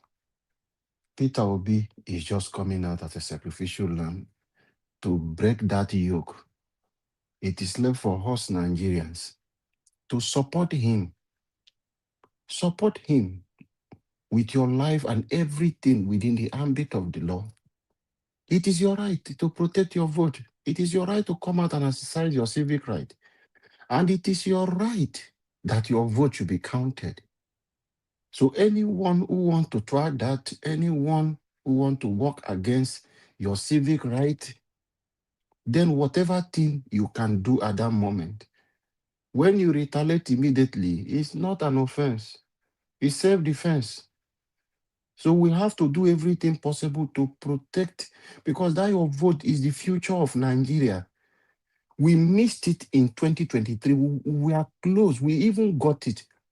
When the switch off the IRF would have been the right time for Nigeria to wake up and said, no, you must pause the election and stop it. But we missed it. But that have taught us a lesson. If we mix it in 2027 and this man continue and finish his tenure, Nigeria will be like Lagos, and it will be difficult because then power will return back to North and you will not have any choice than anybody that will come. If he decide to bring Tom, another party will bring. You will not have Peter Obi. We have not gotten anyone like that. Let them come out and challenge us. So if we mix this in 2027, right, thank you. The status quo will continue the same way. Thank you, Mr. Davis. Thank you, sir. Thank you very much. Abdul Malik, your 2 minutes, sir. Yeah, thank you once again, Mr. Davis. If they miss Peter Obi, they don't give Peter Obi the ticket. It's like Nigeria is gone. Because what they need, that they need somebody who is transparent, who accountable, not those liars. Because those government, they are deceptive. They are liars, understand? They don't have truth. Which they are just looting Nigerian money. If they miss this time, it's gone. And they need to protect and defend those people that used to buy the vote buying in the pony unit. They need to classify those as a bandit because they are worse than bandits. Yes, they are killing people silently. You went to polling unit, you are buying vote, which is the agency, police and soldier. They are imagine a country. What a corruption. Now it's no more hiding. Everything is transparent. Corruption. Man, it's very difficult. It's only God that it's God is already help. It's the people that will help themselves. Yes. That is how it is everywhere in the world. Thank you very much, Mr. Nigeria Watch. Okie dokie. We are finally done today. I appreciate you, Abdul Malik. I appreciate every one of you that came into the panel. Thank you very much for those of you that called into the show as well. Madam Debbie, Madam Amy, Black Panther, Mr. Alabo, Mr. Joseph Oji, and many others. I appreciate you all. I appreciate those of you that came into the panel, Madam Patricia, Madam Rita, Mashallah, Dream Nation, and Abdul Malik. Then I appreciate your Senegal Mede. Thank you very much, sir, for your super chat earlier on. God bless you. I'm very, very grateful. Your pocket never run dry. And my people right there on the comment section, Mother for Mommy Diaspora. Thank you very much, Mommy. I appreciate you. Thanks for being there for us every time, every day. Thank you, Abu Azim, my brother. I appreciate you. Thanks for all that you do. God bless you. Thank you, everyone. S right there. Black Panther, I can see you right there. Mr. Pansat with us. Isaac. Again. And many more. Mr. Joseph Oji. Thank you very much. Madam Lady Eugenia. Madam Peggy Modi. Oyi Desmond. Timmy Dibe. Oege. And then I have Mark Nolan. Modia's Academy, and many others. God bless them. We'll come to the end of this broadcast. Allow us to end the show right now. See you guys again tomorrow. Fingers crossed, 7 p.m. Nigerian time. If we have the time, we'll put out a video for you for during the day, a pre-recorded video. If it's the first time on this platform, we wonder what the platform is all about. We are just here talking about what is affecting us in Nigeria. You and I know Nigeria is not working. We should stop deceiving ourselves. So if that's why you are here, subscribe to our channel, hit the notification bell so that you not miss out whenever we go live or upload the pre-recorded videos. My people, I'm gonna go bless you now. I'll see you guys tomorrow. Now, yeah, I will draw the curtain. Good night and bye for now.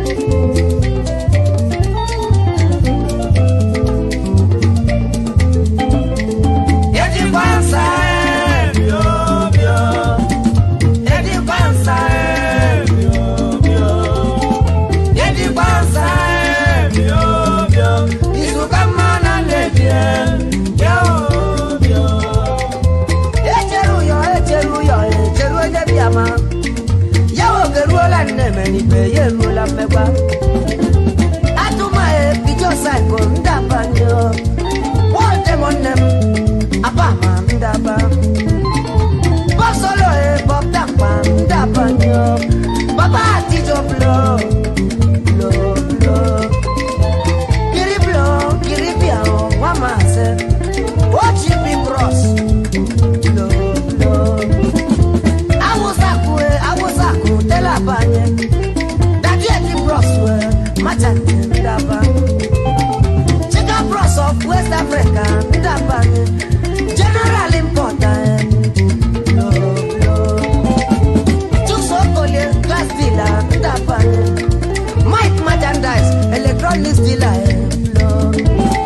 John Anyeye, Piawane, Anyeye Toyota Crown, Womako, Mego. Edi Bansa, Mio, Edi Bansa, Mio, Edi Bansa, Mio, Isukamana Neje, Yo. Onye mbisanye efi anya ojiri aka baji nwanne umeku bịa afọ umeku ndamare ya tisike wosuji Philip obi onye mma cheye echeske wosuji traditional prime minister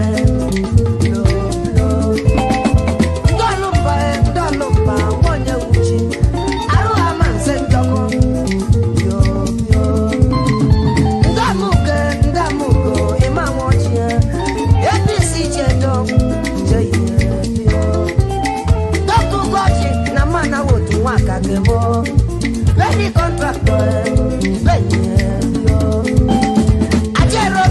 Ajerobia, Piawanem, Ajer contractor, Ushimano, where Yeti Bansa.